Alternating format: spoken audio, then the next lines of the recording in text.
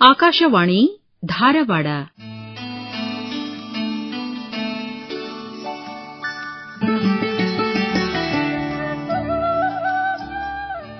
ಕೇಳುಗರೆ, ಈಗ ಕನ್ನಡಪ್ರಭ ದಿನಪತ್ರಿಕೆಯ ಹುಬ್ಬಳ್ಳಿ ಆವೃತ್ತಿಯ ಮುಖ್ಯಸ್ಥ ಹಿರಿಯ ಪತ್ರಕರ್ತ ಮಲ್ಲಿಕಾರ್ಜುನ್ ಸಿದ್ದಣ್ಣವರ್ ಅವರೊಂದಿಗೆ ಮಾತುಕತೆ ನಡೆಸಿಕೊಡುತ್ತಾರೆ ಶರಣಬಸವ ಚೋಳಿನ್. ಆತ್ಮೀಯ ಕೇಳುಗರೆ, ಸ್ವಾಗತ.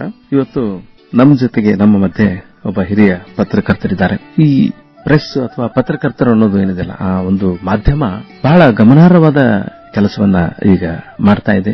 ನಮ್ಮ ಅಧಿಕಾರ ಶಾಹಿಯನ್ನ ಒಂದು ನಿಯಂತ್ರಣದಲ್ಲಿಡ್ಲಿಕ್ಕೆ ಅಥವಾ ಒಂದು ಪ್ರಜಾಪ್ರಭುತ್ವದ ಒಂದು ಊಗನ್ನ ಅತ್ಯುತ್ತಮವಾಗಿ ತೆಗೆದುಕೊಂಡು ಹೋಗ್ಲಿಕ್ಕೆ ಒಂದು ಸ್ವಾತಂತ್ರ್ಯವನ್ನ ಜನರಿಗೆ ಕೊಡಿಸುವ ನಿಟ್ಟಿನೊಳಗೆ ಪ್ರತಿನಿತ್ಯದ ಸ್ವಾತಂತ್ರ್ಯ ಈ ಒಂದು ಸಂವಹನ ಮಾಧ್ಯಮಗಳು ಬಹಳ ಗಮನಾರ್ಹವಾಗಿ ಕೆಲಸ ಮಾಡ್ತಾವು. ಆಮೇಲೆ ಮುಖ್ಯವಾಗಿ ಓರೆಕೋರೆಗಳನ್ನು ತಿದ್ದಿ ನಾಯಕರ ಒಂದು ಓರೆಕೋರುಗಳಿಗೆ ಒಂದು ಮದ್ದನ್ನ ನೀಡುತ್ತಾ ನಮ್ಮ ಜನಸಾಮಾನ್ಯರಿಗೆ ಬೇಕಾದಂತಹ ಉತ್ತಮ ಆಡಳಿತ ಕೂಡ ಗಮನಾರ್ಹವಾಗಿ ಈ ಒಂದು ಸಂವಹನ ಮಾಧ್ಯಮ ಕೆಲಸ ಮಾಡುತ್ತದೆ. ಅದರೊಳಗೆ ವಿಶೇಷವಾಗಿ ಪತ್ರಿಕಾ ಮಾಧ್ಯಮ ಬಹಳ ಪ್ರಭಾವಿಯಾಗಿರುವಂತಹದ್ದು. ನಮ್ಮ ಜೊತೆಗೆ ಮಲ್ಲಿಕಾರ್ಜುನ್ ಸಿದ್ದಣ್ಣವರ್ ಹಿರಿಯ ಪತ್ರಕರ್ತರಿದ್ದಾರೆ. ಅವರನ್ನು ನಿಮ್ಮೆಲ್ಲರ ಪರವಾಗಿ ಸ್ವಾಗತ ಮಾಡ್ತಾ ಇದ್ದೀವಿ. ನಮಸ್ಕಾರ ಮಲ್ಲಿಕಾರ್ಜುನ್ ಸಿದ್ದಣ್ಣವರೇ, ನಿಮಗೆ ಬಹಳ ಹೃತ್ಪೂರ್ವಕ ಸ್ವಾಗತ. ನೀವು ಬರೆದಿರುವಂತಹ ಉತ್ತರದ ಸಾಲು ದೀಪಗಳು ಬಹಳ ಅತ್ಯದ್ಭುತವಾದ ಒಂದು 100 ಜನ ಸುದ್ದಿಯೋಧರ ಜೀವನಗಾಥೆಯನ್ನ ಬಹಳ ಚೆನ್ನಾಗಿ ಕಟ್ಟಿಕೊಟ್ಟಿದ್ದೀರಿ. ನಿಮಗೆ ಅಭಿನಂದನೆಗಳು. ಅಂದ್ರೆ ನಮಗೆ ಯಾವಾಗಲೂ ನೆನಪಿದೆ, ಪಾಟೀಲ್ ಪುಟ್ಟಪ್ಪ ಆಗಿರ್ಬೋದು, ಲಂಕೇಶ್ ಆಗಿರ್ಬೋದು. ಅಂದ್ರೆ ನಾವು ನೀವು ಸಮಕಾಲೀನರು, ಅಂದ್ರೆ ಒಂದೇ ಸಮ ಇದ್ರೊಳಗೆ ಓದಂತವ್ರು. 1990ರೊಳಗೆ ಸ್ನಾತಕೋತ್ತರ ಪದವಿ ಮಾಡ್ಕೊಂಡಂತವ್ರು. ನೀವು ಕನ್ನಡ ಸ್ನಾತಕೋತ್ತರ ಪದವಿ ಮಾಡಿಕೊಂಡು ನಮ್ಮ ಈ ಪತ್ರಿಕೋದ್ಯಮಕ್ಕೆ ಬಂದಂತವ್ರು. ನಿಮ್ಮ ಊರು ಹಂಗರಗಿ, ಗುಳದಗುಡ್ಡ ತಾಲೂಕು.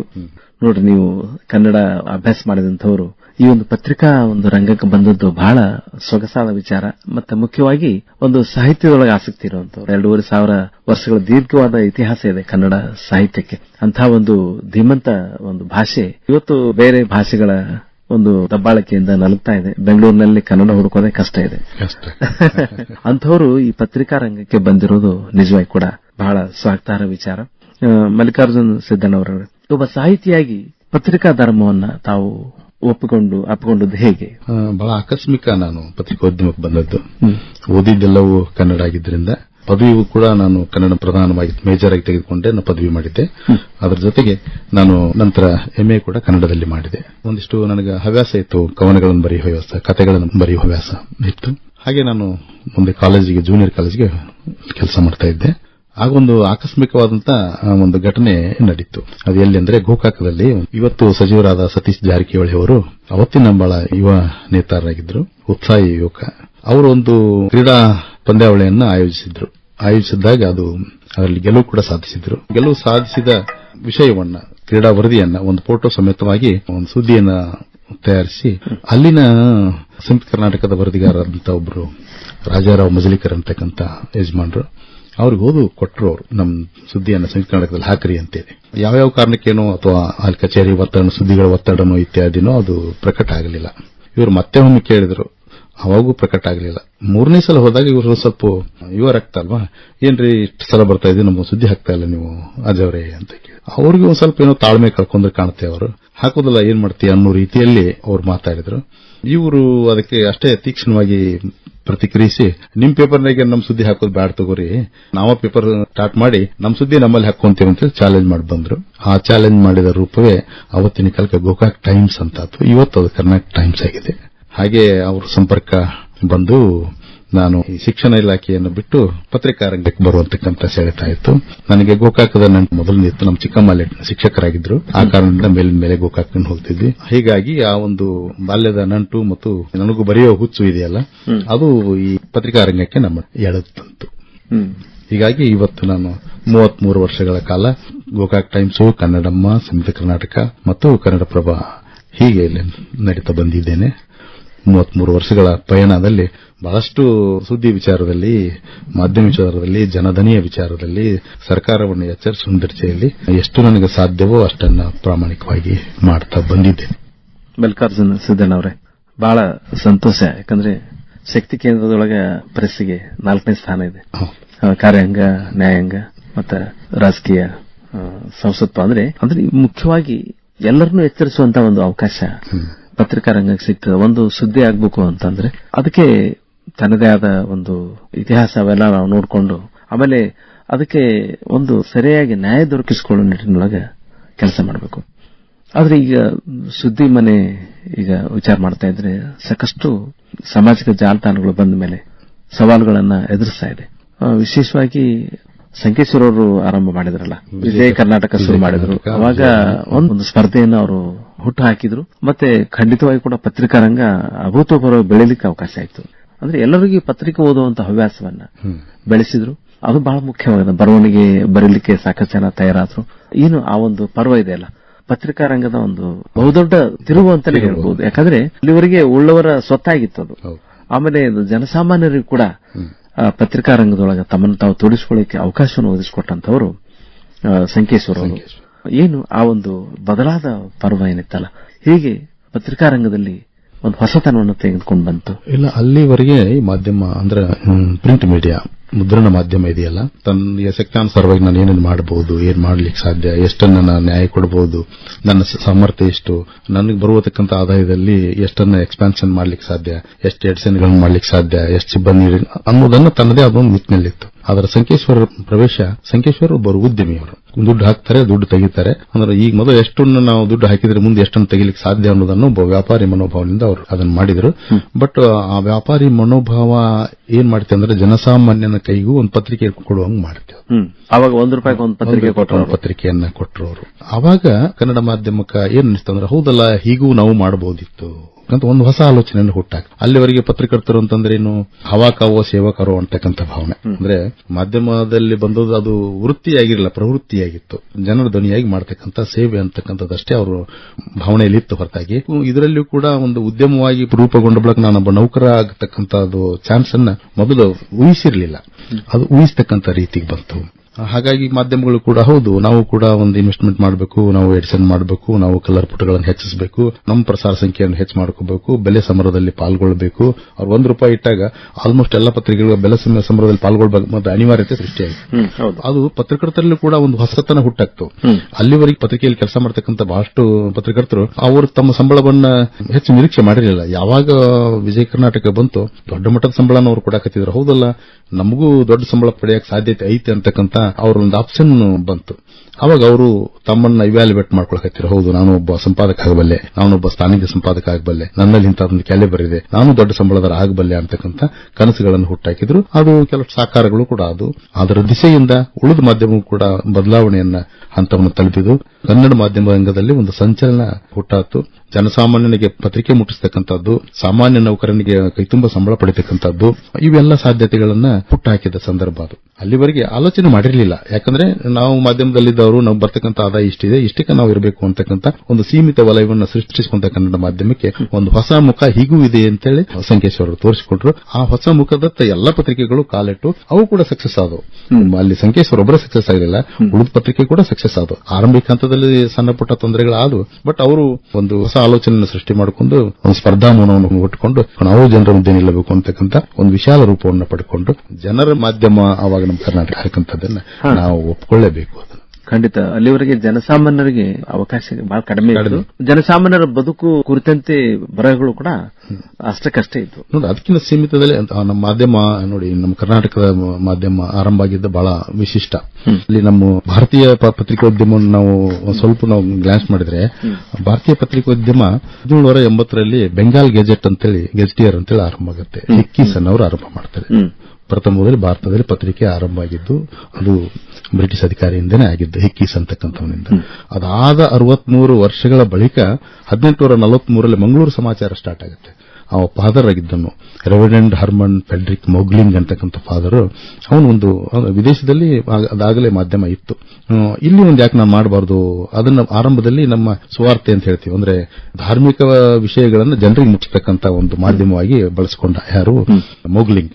ಅದು ಮಂಗಳೂರು ಸಮಾಚಾರವಾಗಿತ್ತು, ಅದು ಕನ್ನಡದಲ್ಲಿ ಬರ್ತಿತ್ತು. ಆದ ನಂತರ ಅವ್ರು ಒಂದು ವರ್ಷದಲ್ಲಿ ಅಲ್ಲಿ ಬ್ರಿಟಿಷ್ ಸರ್ಕಾರ ಅವ್ರನ್ನ ಬಳ್ಳಾರಿಗೆ ವರ್ಗಾವಣೆ ಮಾಡ್ತಾರೆ. ಬಳ್ಳಾರಿಗೆ ಬಂದು ಅದನ್ನು ಕನ್ನಡ ಸಮಾಚಾರ ಆಗಿ ಅಂತ ಮಾಡ್ತಾರೆ. ಅಲ್ಲಿ ಸುಮಾರು 6 ವರ್ಷಗಳ ಕಾಲ ಪತ್ರಿಕೆ ನಡೆಸ್ತಾರೆ ಅವರು. ಯಾರು ಮೊಗ್ಲಿಂಗ್ ಅವರು.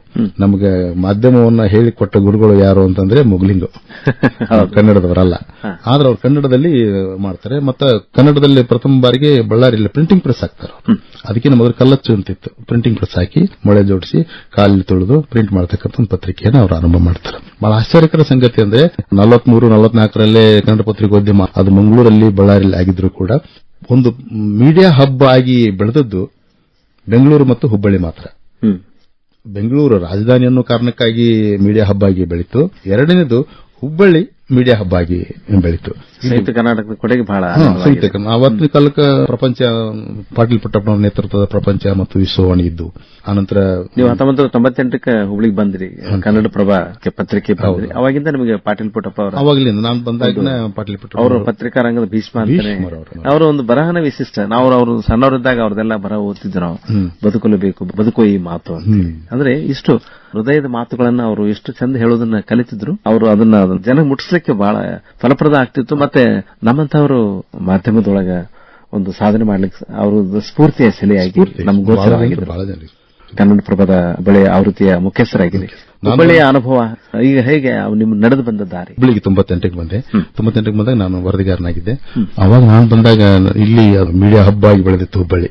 ನಾನೊಂದು ಗೋಕಾಕ್ ಸಣ್ಣ ತಾಲೂಕಿನಿಂದ ಹೋಗಿ ಅಂತ ಬೆಳಗಾವಿ ಅಂತ ಮರಾಠಿ ಪ್ರದೇಶದಲ್ಲಿ ಪತ್ರಿಕೋದ್ಯಮ ಮಾಡಿ ಕನ್ನಡದಲ್ಲಿ ಹುಬ್ಬಳ್ಳಿಗೆ ಬಂದಾಗ ನನಗನ್ನಿಸುತ್ತೆ ಇದು ಸಾಗರ ಆಯ್ತು. ಇಲ್ಲಿ ಅದಾಗಲೇ ಭಯಂಕರ ದೊಡ್ಡ ದೊಡ್ಡ ಪತ್ರಿಕೆಗಳು ಪಾಪ ಅವರ ನೇತೃತ್ವಕ್ಕೆ ಎರಡಿದ್ದು. ಸಂಯುಕ್ತ ಕರ್ನಾಟಕದ ದೊಡ್ಡದು, ವಿಶಾಲ ಕರ್ನಾಟಕ ಅಂತೇಳಿ KS ಪಾಟೀಲ್ರು ಆರಂಭ ಮಾಡಿದಂತ ಇವೆಲ್ಲ ಇದ್ದು.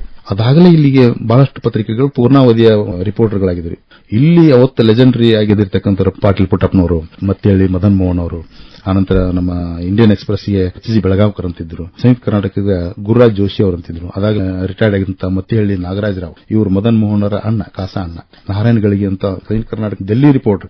ಇವರೆಲ್ಲ ನಮ್ಗೆ ಐಕಾನ್ಗಳು. ಅವತ್ತೆ ನಾವು ಅವ್ರು ಏನಾರು ಮಾತಾಡ್ತಾರ, ಅವ್ರು ಹೇಳ್ತಾರಂದ್ರೆ ಅದು ಹೇಳುವ ಒಂದು ದಾಟಿ ಹೇಗಿರ್ತಿತ್ತಂದ್ರೆ ಒಂದು ವಿಶ್ವವಿದ್ಯಾಲಯವನ್ನ ಏನ್ ಮಾಡ್ತದಲ್ಲ, ಇವು ನಡೆದಾಡೋ ವಿಶ್ವವಿದ್ಯಾಲಯ ರೀತಿಯಲ್ಲಿ ನಮಗೆ ಬೋಧನೆ ಮಾಡ್ತಿದ್ರು. ಅದು ನಮ್ಮಲ್ಲಿ ಗಟ್ಟಿಯಾದಂತ ತಳಪಾಯ ನೋಡುತ್ತೆ. ಒಬ್ಬ ಪತ್ರಕರ್ತ ಹೆಂಗಿರಬೇಕು ಅಂತಂದ್ರೆ ಧ್ಯೇಯನಿಷ್ಠನಾಗಿರು, ಸತ್ಯವಂತನಾಗಿರ್ಬೇಕು, ಸಾಮಾಜಿಕ ನ್ಯಾಯದ ಪರವಾಗಿರಬೇಕು, ಯಾವತ್ತು ತನ್ನ ವೈಯಕ್ತಿಕ ಬದುಕಿನ ಬಗ್ಗೆ ಆಲೋಚನೆ ಮಾಡಿರಬಾರ್ದೇನಪ್ಪ ಅನ್ನೋ ರೀತಿಯಲ್ಲಿ ಸದಾ ಸಮಾಜದ ಬಗ್ಗೆ, ಸದಾ ದೇಶದ ಬಗ್ಗೆ, ಸದಾ ನಾಡಿನ ಏಳಿಗೆಯ ಬಗ್ಗೆ, ಅಭಿವೃದ್ಧಿ ಬಗ್ಗೆ, ಕಷ್ಟದಲ್ಲಿ ಇದ್ದವರ ಬಗ್ಗೆ, ನೊಂದವರ ಬಗ್ಗೆ, ಅಶಕ್ತರ ಬಗ್ಗೆ, ಅಸಹಾಯಕರ ಬಗ್ಗೆ, ಇವರ ಬಗ್ಗೆ ಕಾಳಜಿ ಮಾಡಿ ಈ ಅವರ ನೋವುಗಳನ್ನ ಆಡಳಿತಾರೂಢ ಸರ್ಕಾರಕ್ಕೆ ಕಿವಿ ಮುಟ್ಟಿಸಬೇಕು. ಅವರ ಧ್ವನಿಯಾಗಿ ಈ ಸರ್ಕಾರದ ಮುಂದೆ ಅಕ್ಷರ ರೂಪದಲ್ಲಿ ನೀನು ಧ್ವನಿಯನ್ನು ಎತ್ತಬೇಕು ಅಂತಕ್ಕಂಥ ಅವರು ಕಲಿಸಿದ ಪಾಠ ಇದೆಯಲ್ಲ, ಅದ್ಭುತವಾದ ಪಾಠ. ಆ ಪಾಠ ಹೆಂಗ್ ಇರ್ತಿತ್ತು ಅಂತಂದ್ರೆ, ನಾನು ಕೂಡ ಆರಂಭದಲ್ಲಿ ಅಚ್ಚುಮಳೆಯನ್ನು ಜೋಡಿಸೇನೆ ಬಂದಂತವನು. ಅಚ್ಚುಮಳೆಯಿಂದ ಜೋಡಿಸಿ ಅಲ್ಲಿ ಸಿಲಿಂಡರ್ ಅಂತ ಬಂತು, ಆನಂತರ ಸೀಟ್ ಪೀಡಿಂಗ್ ಅಂತ ಬಂತು, ಆನಂತರ ವೆಬ್ ಬಂತು, ಕಂಪ್ಯೂಟರ್ಸ್ ಬಂತು, ಹೀಗೆಲ್ಲ ಹಿಂಗ್ ಬಂದಂತವ್ರೆ. ಆ ಅನುಭವ ನಮಗಿತ್ತು. ಆದ್ರೆ ಅತಿಯಾದ ದಟ್ಟವಾದ ಅನುಭವ ಇಲ್ಲಿ ಇದ್ದಂತವ್ರು ಅಂತಂದ್ರೆ, ಅವರು ಎಷ್ಟು ದಟ್ಟವಾಗಿದ್ರು ಅಂದ್ರೆ ಅವ್ರ ತಲೆಯಲ್ಲಿ ಒಂದು ರಾಷ್ಟ್ರಾಭಿಮಾನದ ಒಂದು ಗುಂಗು, ದೇಶಾಭಿಮಾನದ ಗುಂಗು, ನಾಡಿನ ಅಭಿಮಾನದ ಒಂದು ಗುಂಗಿನಲ್ಲಿ ಎಷ್ಟೋ ಮಂದಿ ಮನೆ ಮಠನ ಮದುವೆ ಆಗೋದು ಮರ್ತು ಬಿಟ್ಟಿದ್ರು. ರಾತ್ರಿ ಎಲ್ಲ ಕಂಪೋಸ್ ಮಾಡೋದು, ಮುಂಜಾನೆ ಪೇಪರ್ ತಗೊಂಡೋಗಿ ಬಂಡಲ್ ಹಾಕಿ ಬರೋದು ಅಥವಾ ಮನೆ ಮನೆಗೆ ಮುಟ್ಟಿಸೋದು. ಮನೆ ಜೀವನ ನಡೆಸೋದು ಕಷ್ಟ ಐತ್ರಿ. ಈ ಒಂದು 25-30 ವರ್ಷದ ಹಿಂದೆ ಯಾರಾದರೂ ಪತ್ರಕರ್ತರದನ ಕಣ್ಣೆ ಕೇಳಕ್ ಹೋದ್ರೆ, ಹೌದಪ್ಪ ಪತ್ರಕರ್ತದನ ಹೊಟ್ಟಿಗೆ ಏನ್ ಮಾಡ್ತಾನ ಅನ್ನು ಕೇಳ್ತಿದ್ರು. ಆ ಕಥೆ ಪರಿಸ್ಥಿತಿ ಹೆಂಗಿತ್ತ. ಬಟ್ ಇವತ್ತಿನ ಕಾಲಕ್ಕೆ ಬಹಳ ಬದಲಾವಣೆ ಆಗಿದೆ. ಇವತ್ತು ಪತ್ರಕರ್ತರು ಸುಖವಾಗಿದ್ದಾರೆ. ಆದ್ರೆ ಅವತ್ತಿನ ನಿಷ್ಠೆ, ಆ ಪ್ರಾಮಾಣಿಕತೆ, ಆ ನ್ಯಾಯಪರ ನಡೆ, ಆ ದಿಟ್ಟತನ ಕಡಿಮೆ ಆಗಿದೆ. ಪ್ರಪಂಚದಿಂದ ನಾವು ಪಾಟೀಲ್ ಪುಟ್ಟಪ್ಪ ನೋಡ್ತೇವೆ, ಬಟ್ ಹಿಂದೆ ಸಾಕಷ್ಟು ಜನರ ಒಂದು ಕೊಡುಗೆ ಇದೆ. ಒಂದು ರೀತಿ ಯೂನಿವರ್ಸಿಟಿಯವರೆಗೆ ಹೋಗಿ ನಾವು ಕಲ್ತಿದ್ರು ಕೂಡ ಈ ಯೂನಿವರ್ಸಿಟಿಯಲ್ಲಿ ಕಲ್ತಕ್ಕಂಥ ಬದುಕಿನ ಪಾಠ ಇದೆಯಲ್ಲ, ಬಹಳ ಅದ್ಭುತವಾಗಿ ಅವು ಸದಾ ನಮ್ಮನ್ನು ಇವತ್ತಿಗೇನಾದ್ರೂ ನೀ ಸರಳವಾಗಿರು, ಸತ್ಯ ಹೇಳುವಾಗ ಧೈರ್ಯದಿಂದ ಹೇಳು, ಏನಾದ್ರೂ ನಿನಗೆ ಕಂಡಂತ ಸತ್ಯವನ್ನ ಎಷ್ಟೇ ಒತ್ತಡ ಬಂದರೂ ಬರದೇ ತೀರು, ಯಾವುದೇ ದೊಡ್ಡ ವ್ಯಕ್ತಿ ಆದರೂ ಕೂಡ ನಿನ್ನ ಪ್ರಶ್ನೆ ಕೇಳುವುದನ್ನು ಕೇಳೇ ತೀರು, ಯಾವುದಕ್ಕೂ ಆಡಂಬರಕ್ಕೆ ನಿನ್ನ ಮನಸ್ಸನ್ನು ಹೋಗದಿರು, ಪ್ರತಿನಿತ್ಯವೂ ನಿನ್ನ ಕಾಯಕ ಏನಂತಂದ್ರೆ ಸಮಾಜದ ಧ್ವನಿ, ನೊಂದವರ ಧ್ವನಿ, ಬಿದ್ದವರ ಧ್ವನಿ, ರೈತರ ಧ್ವನಿ, ಅನ್ಯಾಯದ ವಿರುದ್ಧ ಹೋರಾಟ. ಇದೇ ಮಲ್ಲಿಕಾರ್ಜುನ ಸಿದ್ದಣ್ಣವರು ನೋಡಿ 2-3 ಪೀಳಿಗೆ ಒಳಗ ಎಷ್ಟು ಪತ್ರಿಕಾ ರಂಗದಲ್ಲಿ ಬದಲಾವಣೆ ಆಗಿದೆ. ನಿಮ್ಮ ಪುಸ್ತಕ ಇದೆಯಲ್ಲ ಉತ್ತರದ ಸಾಲು ದೀಪಗಳು, ಅದರೊಳಗೆ ಅಲ್ಲಲ್ಲಿ ವಿಡಂಬನೆಗಳು ಕೂಡ ಸೇರಿಸಿರಿ. 100 ಜನ ಪರಿಚಯದ ಜೊತೆಗೆ ಕೆಲವು ರಾಜಕೀಯ ಧುರೀಣರು, ಅಂದ್ರೆ ಯಾವುದೊಂದಿಷ್ಟು ಏನು ಹೇಗೆ ಅವ್ರಿಗೆ ಗೊತ್ತಿರದೇನೆ ಹೇಗೆ ತಮ್ಮ ಮಾತುಗಳನ್ನ ಹೇಳ್ತಾರೆ, ಆಮೇಲೆ ಅಧಿಕಾರವನ್ನು ಹೇಗೆ ದುರುಪಯೋಗ ಮಾಡ್ಕೋತಾರೆ, ಅದನ್ನು ಚೆನ್ನಾಗಿ ವಿಡಂಬನೆ ಮಾಡಿ ಅವತ್ತು ರಾಜಕೀಯ ಶಕ್ತಿಯಾಗಿ ಒಂದು ಪತ್ರಿಕಾ ರಂಗಕ್ಕೆ ಬಹಳ ಬಹಳ ಹೆದರ್ತಿತ್ತು. ಹೌದು. ಅಂದ್ರೆ ಅದಕ್ಕೆ ಪಾಟೀಲ್ ಪುಟ್ಟಪ್ಪ ಅವ್ರು ಬಂದ್ರೆ ವಿಧಾನಸೌಧದಲ್ಲಿ ಎಲ್ಲರೂ ಎದ್ದು ನಿಲ್ತಿದ್ರು, ಅವ್ರೊಬ್ಬರ ಕೊಡ್ತಿದ್ರು. ಅಂದ್ರೆ ಅದರ ಅರ್ಥ ಅಷ್ಟು ಶಕ್ತಿಯುತವಾದಂತಹ ಪತ್ರಿಕಾರಂಗ. ಕೆಲವೊಂದಷ್ಟು ಮೊದಲುಗಳನ್ನು ಈಗ ಬದಲಾವಣೆ ನೋಡಿ, ಟಿವಿ ವಾಹಿನಿಗಳು ಬಂದ ಮೇಲೆ, ಟಿಆರ್ಪಿ ಒಂದು ಹೋರಾಟಕ್ಕೆ ಬಿದ್ದ ಮೇಲೆ ಅವರು ಸಾಕಷ್ಟು ಜನಸಾಮಾನ್ಯರಿಗೆ ಒಂದು ವಿಷಯವನ್ನು, ಸುದ್ದಿಯನ್ನು ಕೊಡೋ ನಿಟ್ಟಿನೊಳಗೆ, ಆರೋಗ್ಯಯುತವಾಗಿ ಯಾವುದೇ ಸುದ್ದಿಯನ್ನು ಕೊಡೋ ನಿಟ್ಟಿನೊಳಗೆ ಸೋಲು ಕಾಣ್ತಾ ಇದ್ದಾರೆ. ಇವತ್ತು ನೋಡಿದ್ರೆ ನೆಗೆಟಿವ್ ಜರ್ನಲಿಸಂ ಅಂತೀವಿ ನಾವು, ಅದಕ್ಕೆ ಜಾಸ್ತಿ ಬೆಲೆ ಬರ್ತಾ ಇದೆ. ಒಂದು ಯಾವುದೋ ಒಂದು ಅದರಲ್ಲಿ ಏನಾಗುತ್ತೆ ಅಂದ್ರೆ, ಏನೋ ಒಂದು ಘಟನೆ ಆತಂದ್ರೆ ಈಗ ನೋಡಿ ಸರ್, ಅದನ್ನೇ ಜಾಸ್ತಿ ವೈಭವೀಕರಿಸೋದು. ಈಗ ನೋಡಿ ಬಹಳ ಮಂದಿ ಆರೋಪವನ್ನು ಮಾಡ್ತಾರೆ. ಇಲ್ಲ ಮೀಡಿಯಾದವರು ಟಿಆರ್ಪಿಗಾಗಿ ಒಂದು ಸಣ್ಣ ವಿಷಯವನ್ನು ಜಗ್ಗಿ ಜಗ್ಗಿ ಜಗ್ಗಿ ಇಡೀ ದಿನ ಅದನ್ನೇ ಹೇಳ್ತಾರೆ. ನಿಮ್ ಕೈಯಲ್ಲಿ ರಿಮೋಟ್ ಇದೆ, ಚಾಯ್ಸ್ ನಿಂದಲ್ವಾ, ಒಳ್ಳೆಯದನ್ನು ನೋಡು. ಈಗ ಆಸ್ಥಾ ಅಂತ ಒಂದು ಟಿವಿ ಬರ್ತೈತೆ, ಆಧ್ಯಾತ್ಮ ಬಗ್ಗೆ ಅದ್ಭುತವಾಗಿ ಹೇಳ್ತೈತೆ. ಯಾರು ಆಸ್ಥಾ ಟಿವಿ ನೋಡ್ತಾರೆ? ಸಂಸ್ಕೃತಿ ಅಂತ ಒಂದು ಟಿವಿ ಇದೆ. ನಮ್ಮ ಭಾರತೀಯ ಸಂಸ್ಕೃತಿಯನ್ನ ಹೇಳ್ತಕ್ಕಂತ ನಿರಂತರ 24/7 ದೊಡ್ಡ ದೊಡ್ಡ ಯೋಗಿಗಳು, ದೊಡ್ಡ ದೊಡ್ಡ ಮಹಾತ್ಮರೆಲ್ಲ ಅಲ್ಲಿ ಮಾತಾಡ್ತಾರೆ. ಭಗವದ್ಗೀತೆ ಬಗ್ಗೆ, ರಾಮಾಯಣದ ಬಗ್ಗೆ, ಮಹಾಭಾರತ ಬಗ್ಗೆ ಹೇಳ್ತಾರೆ. ಯಾರಾದ್ರೂ ಆ ಸಂಸ್ಕೃತಿ ಟಿವಿ ನೋಡ್ತಾರ? ಅದು ಟಿಆರ್ಪಿ 10 ಮ್ಯಾಗ ಹೇಳಲ್ಲ, ಇವು 40-50 ಇರ್ತಾವ. ಅಂದ್ರೆ ನಾವು ಯಾರನ್ನ ದೂಷಿಸ್ತೇವೆ ಅಂತಂದ್ರೆ ಕೆಟ್ಟದಕ್ಕನ್ನ ನೀ ಇಷ್ಟಪಡ್ತೀವಿ ಅಂತ ಅರ್ಧಂಗಾತಲ್ಲ. ನೀ ಕ್ರೈಮ್ ಅನ್ನು ದಿವಸ ನೋಡ್ತೀವಿ ಅಂತಂದ್ರೆ ನೀ ಆ ಚಾನಲ್ ಯಾಕೆ ನೋಡ್ತೀವಿ? ನಿನ್ನ ಕೈಯಲ್ಲಿ ರಿಮೋಟ್ ಇದೆ. ರಿಮೋಟು ನೀವು ಒಳ್ಳೇದನ್ನ ನೀನ್ ಬಯಸ್ತಿ ಅಂತಂದ್ರೆ ನೀ ಆಸ್ಥಾ ಟಿವಿಯನ್ನು ಇವತ್ತು ನಂಬರ್ 1 ಮಾಡಬೇಕಾಗಿ. ಕುತೂಹಲ ಅನ್ನೋದು ಮನಸ್ಸಿನ ಒಂದು ಕೂಡ ಆಗಿರೋದು. ಸೊ ಅದನ್ನ ತಮ್ಮೆಡೆಗೆ ಸೆಳೆಯುವ ನಿಟ್ಟಿನೊಳಗ ಒಂದು ಮಾಡ್ತಾ ಇರುವಂತಹ ಈ ಕಾರ್ಯ ಕೂಡ ಅದು ಬೇಕಾಗಿಲ್ಲ. ಈಗ ನಾವು ಬೇರೆ ಭಾರತೀಯ ಮಾಧ್ಯಮಗಳು, ಬೇರೆ ಮಾಧ್ಯಮಗಳು ಯಾವಾಗ ಆ ಒಂದು ಜನತೆಯನ್ನು ಖುಷಿತೀವಿ ಅಂತಂದ್ರೆ ಸುದ್ದಿನು ಮನರಂಜನಾ ರೂಪದಲ್ಲಿ ಹೇಳಬೇಕು ಅಂತಕ್ಕಂಥ ವಾದ ಚಲುವಾದಾಗ ಈ ಆ ಘನತೆ, ಸುದ್ದಿಯ ಘನತೆ, ಸುದ್ದಿ ಹೇಳ್ತಕ್ಕಂಥ ರೀತಿ ಖುಷಿತ. ನೇರ ಈಗ ನಮ್ಮ ಸರ್ಕಾರಿ ಟಿವಿಗಳು ಡಿಡಿ ಬಂದಿದೆ, ಅಲ್ಲಿ ಅವರು ಯಾವುದೋ ಒಂದು ಭಾವನೆಯನ್ನು ವ್ಯಕ್ತಪಡಿಸದೆ ಸರಿಯಾದ ಸುದ್ದಿಯನ್ನ ನೇರವಾಗಿ ಹೇಳಿಬಿಡ್ತಾರೆ. ಅವರು ಒಂದು ಆಕ್ಸಿಡೆಂಟ್ ಅಂತ ಹೇಳಬೇಕಾದ್ರೂ ಹೀಗೆ ಒಂದು ಆಕ್ಸಿಡೆಂಟ್ ಆಯಿತು, ಇಷ್ಟು ಮಂದಿ ಅದರಲ್ಲಿ ಮೃತರಾದ್ರು, ಹೀಗಾಗಿತ್ತು ಅನ್ನೋದನ್ನ ಸರಳವಾಗಿ ಹೇಳ್ತಾರೆ. 4 ಜನ ಸತ್ತಿದ್ರು ಅಂತ ಅವ್ರು ಹೇಳಿದ್ರೆ, ಅದೇ 4 ಜನ ಸತ್ತಿದ್ರು ಅನ್ನೋ ಆಕ್ಸಿಡೆಂಟ್ ಸುದ್ದಿ ಈ ಕಾಸ್ ಟಿವಿಯಲ್ಲಿ ಬಂತಪ್ಪ ಅಂತಂದ್ರೆ ಒಂದು ಅರ್ಧ ತಾಸು ಇಡೀ ದಿನ ಅದು ಹೊಡಿತಾ ಇರ್ತಾರೆ. ಅಂದ್ರೆ ಕೇಳುಗ ನೋಡುಗ ಇವನು ಸುದ್ದಿಯನ್ನ ರಂಜನೆ ರೂಪ ಬಯಸಿದಾಗ, ರಂಜನೆ ರೂಪವನ್ನು ಹೆಚ್ಚು ಇಷ್ಟಪಟ್ಟಾಗ ಇವೆಲ್ಲ ಅವಾಂತರಗಳು ಸೃಷ್ಟಿ. ಮಲ್ಲಿಕಾರ್ಜುನ ಸಿದ್ದಣ್ಣವರವರೇ, ತಾವು ಸಾಹಿತ್ಯದ ವಿದ್ಯಾರ್ಥಿ, ಸಾಕಷ್ಟು ಕೃತಿಗಳನ್ನ ಬರೆದಿರಿ. ಪೂರ್ಣಚಂದ್ರ ರಾಮಣ್ಣ ಮಾಸ್ತರ್, ಬಾಗಲಕೋಟೆ ಮುತ್ಯ, ಕಾಲುದಾರಿ, ಅಂತರಾಳ, ಕವನ ಸಂಕಲನಗಳಿದೆ. ಕಾದಂಬರಿ ಕೂಡ ಬರೆದಿರಿ, ಬೈನಾ ಅಂತ ಹೇಳಿ, ಗಂಗಪ್ಪ ವಾಲಿ ಅವರ ಕುರಿತಂತೆ, ನಾನು ಶ್ಯಾಮಲೆ ಅಂತ ಹೇಳಿ, ಅಂದ್ರೆ ಕಥಾ ಸಂಕಲನ ಕೂಡ ಸಾಕಷ್ಟು ಬರೆದಿರಿ. ಅಂದ್ರೆ ಈಗ ಉತ್ತರದ ಸಾಲದೀಪಗಳು ಬರ್ತಾ ಇದೆ. ಅಂದ್ರೆ ಬಹಳ ನಮಗೆ ಆಶ್ಚರ್ಯ ಅಂದ್ರೆ, ನೀವೊಬ್ಬ ಸಾಹಿತಿ ಒಂದು ಪತ್ರಿಕಾರಂಗಕ್ಕೆ ಬಂದ ಮೇಲೆ ಹೇಗೆ ನೀವು ನಿಮ್ಮನ್ನ ಬೇರೆಯಾಗಿ ಗುರುತಿಸಿಕೊಂಡ್ರಿ? ಯಾಕಂದ್ರೆ ಸಾಂಸ್ಕೃತಿಕ ಪ್ರತಿನಿಧಿ ಸಾಹಿತ್ಯ ಅಂದ್ರೆ ಮುಖ್ಯವಾಗಿ ನಮ್ಮ ಒಂದು ಸಂವೇದನೆಗಳನ್ನ ಹೊರಹಾಕುವಂತ ಒಂದು ಮಾರ್ಗ ಅದು. ಮತ್ತೆ ನೋಡ್ರಿ, ಈಗ ಪಂಪನಿಂದ ಹಿಡ್ಕೊಂಡು ಇಲ್ಲಿವರೆಗೆ ಬಹಳ ವೈವಿಧ್ಯಮಯವಾದ ಸಾಹಿತ್ಯ ಬಂದಿದೆ, ಮಹಾಕಾವ್ಯಗಳು ಬಂದಿದೆ ಸಾಕಷ್ಟು. ಶ್ರೀರಾಮಾಯಣ ದರ್ಶನ ಕುವೆಂಪು ಬರೆದ್ರೆ ನಿರ್ಲಕ್ಷಿತ ಪಾತ್ರಗಳಿಗೆ ಪ್ರಾಮುಖ್ಯತೆಯನ್ನು ಕೊಟ್ಟ. ಅಂದ್ರೆ ಆ ಒಂದು ಸೃಜನಶೀಲತೆ ಮೆರಲಿಕ್ಕೆ ನವೋದಯ ಕಾಲದ ಸಾಹಿತ್ಯ ಬಹಳ ಅತ್ಯುತ್ತಮವಾಗಿ ಬಂತು. ನಿಮಗೆ ಅಲ್ಲಿಂದ ಇಲ್ಲಿ ಅದು ಪ್ರವೃತ್ತಿ ತೆಗೆದುಕೊಳ್ಬೇಕಾಗ್ತದೆ ಬರವಣಿಗೆ.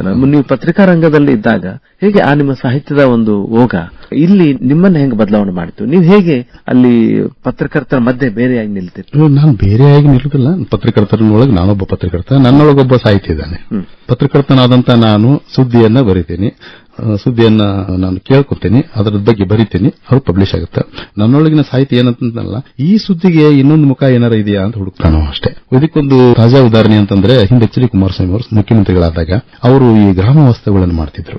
ಗ್ರಾಮ ವಾಸ್ತವ್ಯಗಳು ಮಾಡೋದಂದ್ರೆ ಅವ್ರಿಗೊಂದು ಒಳ್ಳೆ ಆಲೋಚನೆ, ಬಟ್ ಅದಕ್ಕೆ ಕ್ರೇಜ್ ಆದಂಗೆ ಆಗ್ಬಿಡ್ತು ಅವರಿಗೆ. ಒಂದು ದಿನ ಮುಸಲ್ಮಾನರ ಮನೆಯಲ್ಲಿ ವಾಸ್ತವ್ಯಜ್ಞೆ, ಇನ್ನೊಂದು ದಿನ ದಲಿತರ ಮನೆಯಲ್ಲಿ ವಾಸ್ತವ್ಯಜ್ಞೆ, ಇನ್ನೊಂದು ದಿನ ಸಿದ್ದಿಗಳಲ್ಲಿ ಹಾಡಿಗಳಲ್ಲಿ ವಾಸ್ತವ್ಯಜ್ಞೆ ಇರ್ತಿದ್ರು. ನಿಜಕ್ಕೂ ಒಳ್ಳೆ ಕಾರ್ಯಕ್ರಮ ಅದು, ಪಾಪ್ಯುಲರ್ ಆಯ್ತಂತ ಕಾರ್ಯಕ್ರಮ. ಅದರಿಂದ ಸಾಕಷ್ಟು ಬದಲಾವಣೆಗಳು ಕೂಡ ಅವ್ರ ವಸ್ತಿ ಇರೋದ್ರಿಂದ ಆ ಪ್ರದೇಶ ಸುಧಾರಿಸ್ತಿತ್ತು.